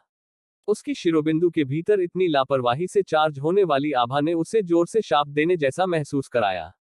धत तेरी की, यह अवश्य ही 7वीं कक्षा का विशाल अजगर होगा जो किसी काम का नहीं था। तुरंत वह किसी और चीज की परवाह नहीं कर सकती थी, लेकिन अपने शरीर के अंदर उन्मत्त रूप से बढ़ती आभा को नियंत्रित करने के लिए तुरंत आधे कमल की स्थिति में बैठ गई। 4 बुजुर्गों ने देखा कि लड़के के शरीर के भीतर एक तीव्र आभा उभर आई थी, उसका चेहरा रुक रुक कर सफेद से लाल हो रहा था। स्टारी क्लाउड अकेडमी के बुजुर्ग ने उसकी दाढ़ी पर हाथ फेरा और फिर कुछ महसूस करते हुए कहा, उसके शरीर से निकलने वाली आभा विशाल अजगर के रक्त क्यूई के साथ मिल गई है और उसके शरीर के भीतर उसकी आभा उग्र हो रही है। उसने अवश्य ही विशाल अजगर का खून निगल लिया होगा। क्या 7वीं कक्षा के विशाल अजगर का खून निगल लिया? क्या यह संभव हो सकता है?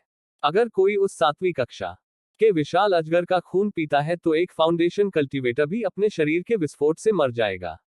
यहाँ का लड़का शुरुआती स्तरों में सिर्फ एक स्पिरिट मास्टर कल्टीवेटर है। अगर उसने वास्तव में उस 7वीं कक्षा के राक्षस जानवर का खून निगल लिया होता तो उसका शरीर पहले ही फट चुका होता और वो जीवित नहीं रहता।